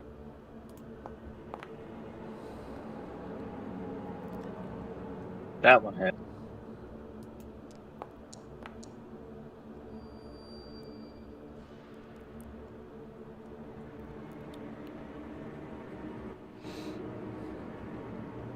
So I guess I'd have to read this again. I guess you would actually make another check against the poison because you could actually get a worse result. So I don't think they would stack, but you would take the worst result. But I'm going to ignore it for now until I understand how that works. So you don't have to make a save against the poison again. You're already poisoned. And however you are poisoned, you will have to, on your turn there, you had to make another check. So go ahead and make a save, fortitude save 21 to get rid of this poisoned effect on your body. 8. You got a 21. You needed a 21, which means you go to stage 0. So the poison no longer applies. You're not going to take any damage, and your stupefied goes away. The only thing I have is sickened from the Grothla explosion. Right. So you're good with that. Now, I think it's got another attack here. One more. And we'll take... Yeah, it's going to try and attack you one more time. Third and final attack. Now this could poison you again. No worries, Kyle. We're good. Hit, 20. not critical. All right, so you're going to take some damage for that, and then you're going to make a fortitude save. So the poison attempts to gain a hold in your body once again. 28. You're safe. You fight it off. The creature is done. We're going to go to Cypher, and then we'll take a break. Come, Bard. All what right. do you do? Now, now I don't mean to be a kill steal again, but Cypher wants to see this thing dead. She's also going to just do her reach spell, her meta magic, in order to have produce flame reach the enemy. I'm gonna hero point that.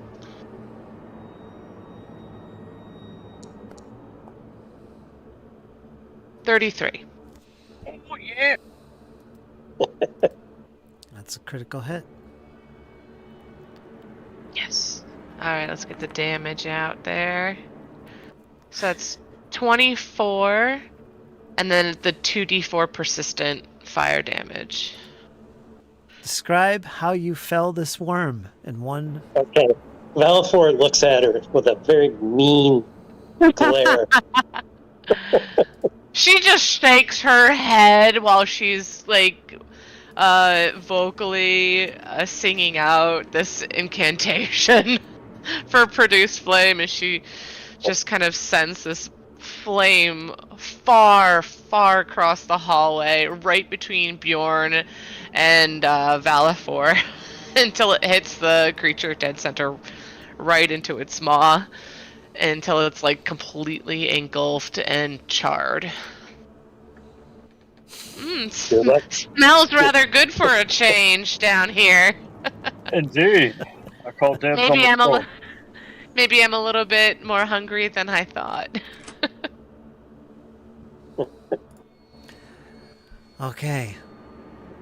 And with that, silence once again returns. You all can hear nothing but your breaths, the deep breaths of Valifor and Bjorn, trying to catch their breath from this running battle almost. But you felled the beast, Cypher.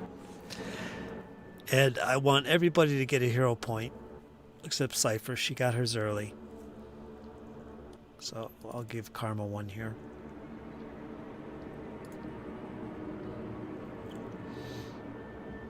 And when the silence does fall on the hall once more, Cypher just like extends her voice to the others and says, "The fight isn't quite over. I've caught notice of something in the rear.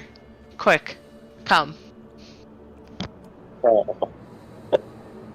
Yeah. Bjorn not even wasting any time. As soon as she calls out, Bjorn's gonna sprint. You see this big 7-1 frame just booking down the hallway. Nearly taking Karma out. Yeah, like I just kind of dodged around her there, and you just see like this flash come flashing down the hallway. Tread lightly. No need to alert it more than we already have. Valifor says, "Something to kill? Quick, get it!" Meanwhile, he's left in the dark. Yeah. Clang, clang, clang, clang. Are you I can only imagine.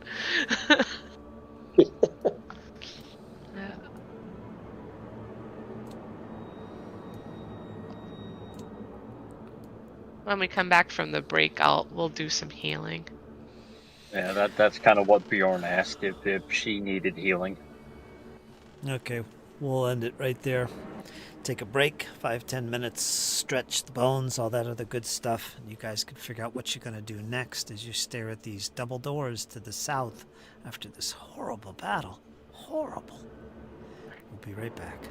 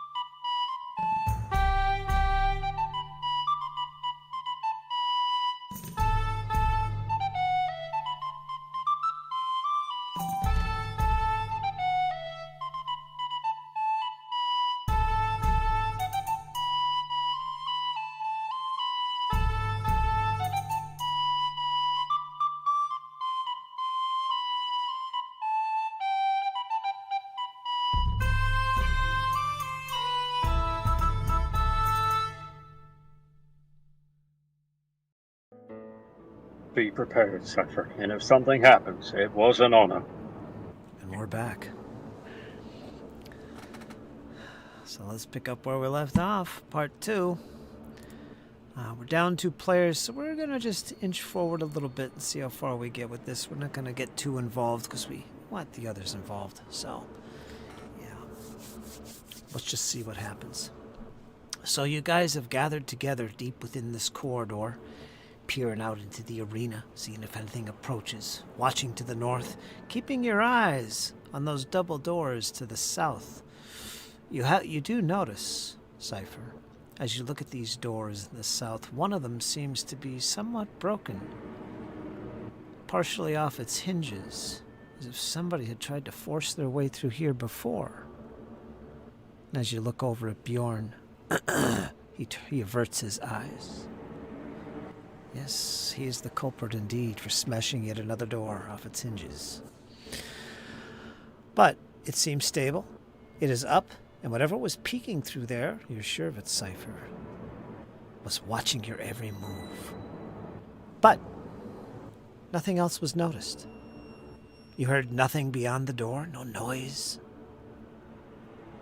But you're assured that beyond those doors lies Jafaki and his Drider companion, and perhaps others. Who's to say? But the door beckons you, Bjorn. Yep, Bjorn and Valipor will march shoulder to shoulder, and we're going to head for the door. Now, of course, you've healed up. It took a few minutes, almost a half an hour, sitting here, getting healed up and getting yourself ready. Nothing unusual happened in that time.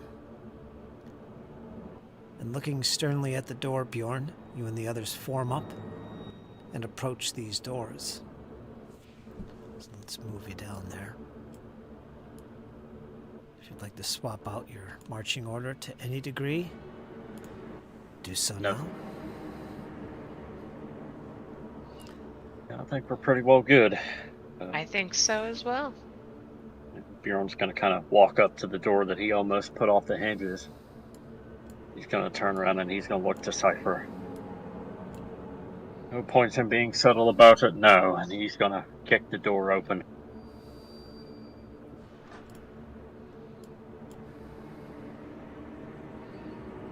We meet again, Jafaki. He's 20 feet up. Your eyes immediately look up towards this tall vaulted ceiling, which stretches about 25 feet, and there he is. And you also see the Drider, not far behind him, another 10 feet, clinging to the ceiling. Whereas Jafaki seems to be just hovering there, looking down in the direction of your voice. You've come again to disturb me. I knew you would. Surely you want to die. Came for your head, creature. Chitinous sounds behind him along the ceiling. The Drider changes his position to the right side of Jafaki, looking down at you, a bow in its hands. I met one of your kind in the tavern. Please tell me that is not your mate. She is rather ugly. Cypher, what are you doing? Listening Oh to no, Kyle. listening to Bjorn. Do you get closer? She's into shaking the her room? head. Does Valifor also open the door in front? I'd imagine that he did. Yeah. The door is locked. Oh, so just the one that Bjorn kicked open? Just the one. Alright, then Valifor would probably file in right behind Bjorn. He would probably step in, waiting for action. Alright. That's exactly what I was thinking. Yes, sir. So I just want to know what Cypher's doing. She'd probably step in just to get some distance, to create like a more barrier between Karma and the rest. She just gets a good look at everything, and she doesn't say any words out loud. To her knowledge, there's no talking out of this. some things are going to have to die. So let me read the text for you since you missed this. Yes, please. Books, glass bottles, emanating smoke, and clumps of slime fill the shelves that cover the height of the wall, height of the chamber. There's shelves all along the walls. The southern area displays the dissected remains of several different creatures, pinned to the wall like rare and unusual specimens. You see the head of a Morlock, held tight to the wall. There is a huge gash across it, like it was just struck recently.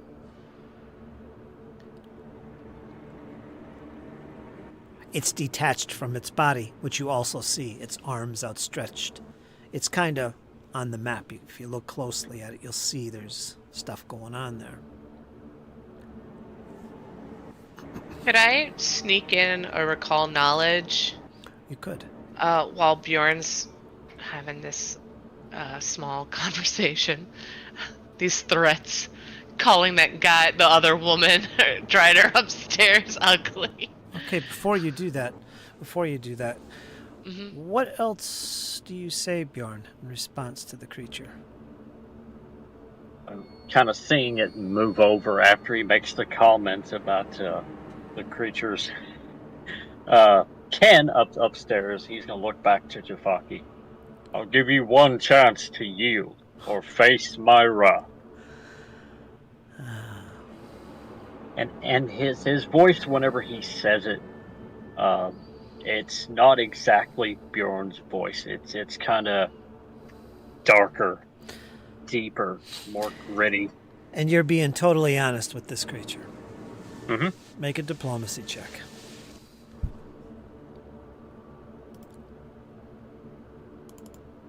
Because you never know.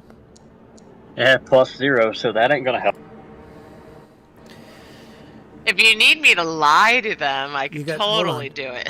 You got a natural 20 Oh, cool. +0.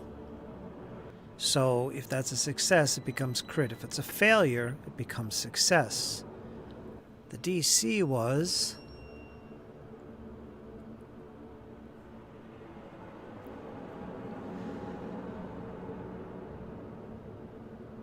Pah, your words mean little to me. You shall make a good specimen for my wall. Yes, another flesh-warped creature for the arena. That's what I think. And who is this that also enters beside you? I sense an elven blood here. Looking behind Bjorn. That would be you, Cypher's Cypher. going to say, I'm your worst nightmare. Doesn't merit a diplomacy check, but it's good. It's a good response. Okay. I say that mostly because I will be attempting my phantasmal killer where I do enact as their worst nightmare. Ah. Well then, I think it's time we conclude this little chapter. Hold on. Bjorn actually wanted to say something else to the Drider. Go ahead, do it now. Bjorn's gonna look to the Drider. No wonder your kind are so foul. Judging by your looks, I can hardly see how you would reproduce. I will have to have a strong talk with Sheppy about his potential dating habits on my return to Otari. What language are you speaking to this Drider? Undercommon. Oh, it understands you. And Starting off full force. and it snaps back at you, Bjorn. You will be the first to die. And it begins to climb down the wall another 5 feet, and it seems to be looking not at you, Bjorn, but behind you. And it stops. It's about 15 feet up from the floor now. It stops, and it just catches sight, after hearing the voice of the elf. And there's a momentary pause, and it locks eyes with you, Cypher. You also are of the elven blood. Maybe you will be the first to die. And it says this in Elvish. I assume that you know Elvish.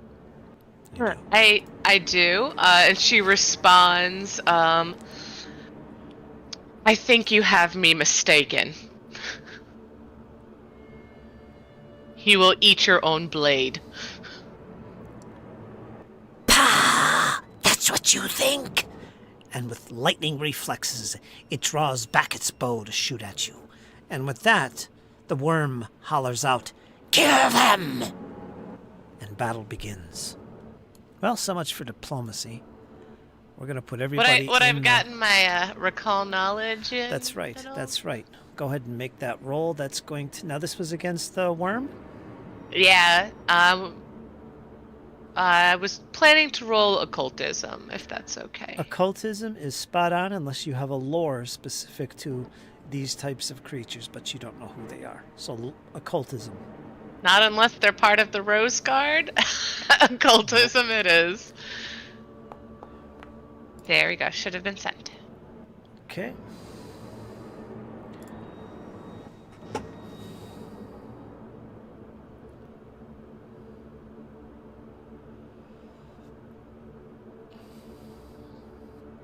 You know, a few things are a fact. One, at least you're taken as fact. This is Jafaki. Two, this is a worm like the others. And three,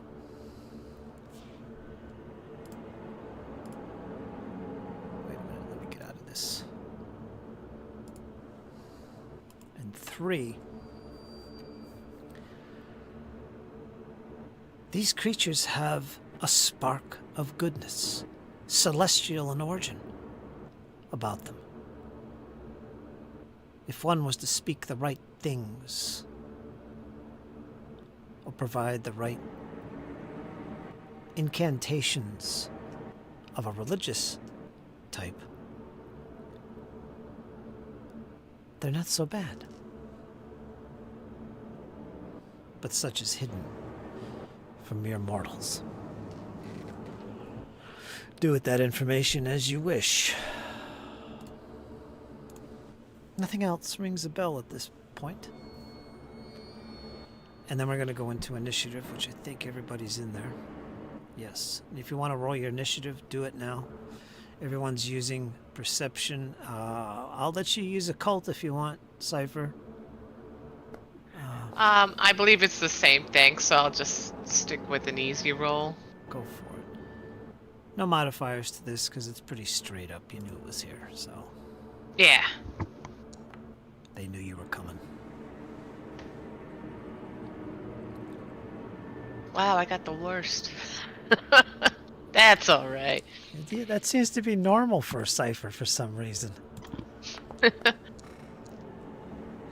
Is your perception pretty low? No, it's probably one of the highest. It's 13. That's actually the lowest in the group. Is it? It is. Bjorn is plus 18. 16. Oh, it's probably because we're so high level. Because I don't suppose you took anything in wisdom. Partial cleric, so yeah. Oh, wait, yeah, that's right. Okay, never mind. You'd probably have the highest. You and Karma. Mine is plus 19. Hers is 15. Dang. 15.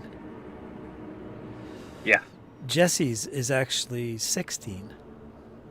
So the fighters Wow. have the best wisdom. Going for the initiative, that's what you're going for. Plus, we get the Battlefield Surveyor, which has incredible initiative built in. That's what I was thinking, yeah, that you guys had that already. I guess I was so used to playing Althea, who did have the best. At least when we were lower level, before we all changed class and whatnot. So there you go. That's the order of initiative. Jafaki's up first, followed by Bjorn, the Drider, Valafor, Karma, then Cypher.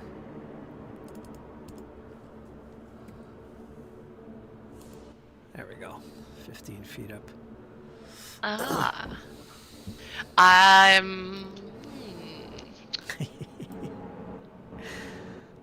thinking maybe some good planning could be done to make things work in our favor, but I don't know. Let me screenshot the setup for Karma.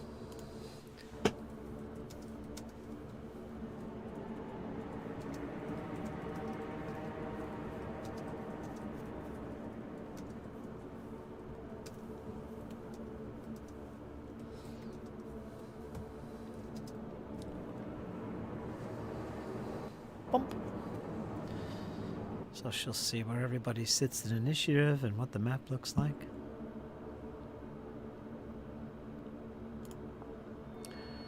Alright, so I guess that's it. There's really nothing else to do. Except,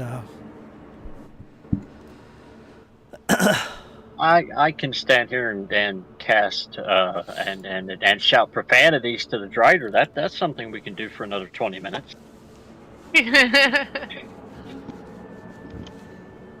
I think we'll just let Karma, when she's ready to come in and play again next session, probably we'll pick it up from there, because she has to explain to you guys what she's going to do. She's got some stuff.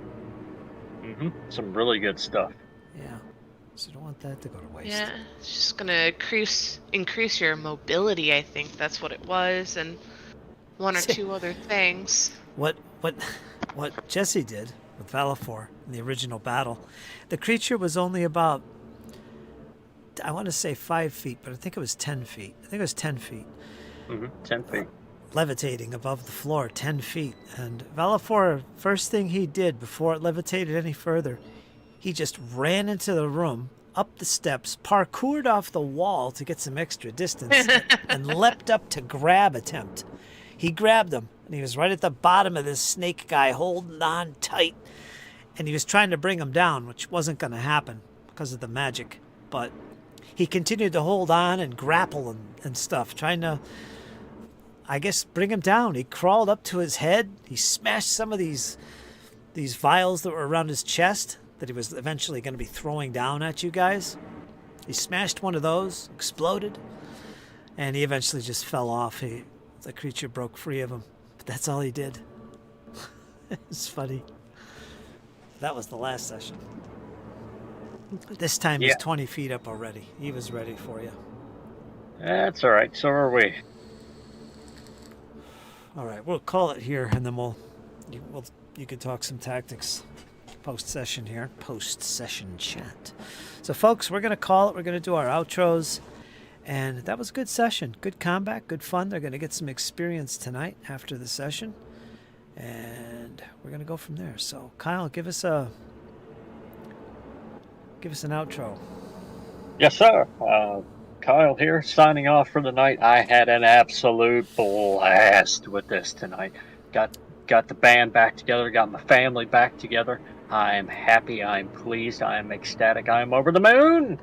Get to play with Rachel again, get some good combat with Valafor in, got a lot of good stuff with Karma planned, and had an absolute fantastical blast. Really, really awesome. And then on top of it, I got to kind of piss off a Drider at the end there. I enjoyed that thoroughly. And signing off. Y'all be careful, be safe, have fun. I love yous, and we'll see y'all next Sunday. How about you, Cypher? Rachel? Give us your I also had a blast today. Don't know if I'm as enthusiastic as Kyle ever, I don't think I could ever match him. Nope, nobody can. But no, I did have a fantastic time. Thank you, Fritz, for hosting the session. Karma, Jesse, and Kyle were fantastic. It was great playing with you guys. I've definitely missed it. It was fun getting in there, getting some combat done. It's been a while since I've played Pathfinder in general. I feel like I've played every other system these past few weeks, uh, except for Pathfinder. So it's been great getting back in. It's like riding a bike, uh, and especially using Foundry, which is always fantastic. Nice and easy. Glad there were no technical difficulties today. Everything went well. And some stupefied and enfeeblements aside, everything's a-okay. And I have to agree with Kyle that the profanities at the end was like the cherry on top. Yes, ma'am. And Cypher's just rolling her eyes like, I'm gonna back him up this time and be like, yeah, I'm gonna make you eat your sword. She's not gonna regret that later. Nope, we're not gonna regret this. Hell no, we ain't going to regret it. We're going to rack them and stack them. Yes, so it's gonna be a fun session next time when we got the whole gang together and we take these guys down. Pull out all the stops, get up all the spells, buff all the swords, and hack and slash. That's what it's all about. It's hack and slash, and hack. And some parkour, because I guess now we have to bring that back. Yes, ma'am. Acrobatics. Awesome. All right, folks, we're going to call it here. Good session. Next week is episode 79. The usual time on Sundays, we're going to pick up once again with a battle, with a combat, with a melee, a grand melee against Jafaki and his buddy, a Drider. And we'll see how that goes. So, folks, till next time, you guys hang in there, because everything's going to be better. Talk to you soon.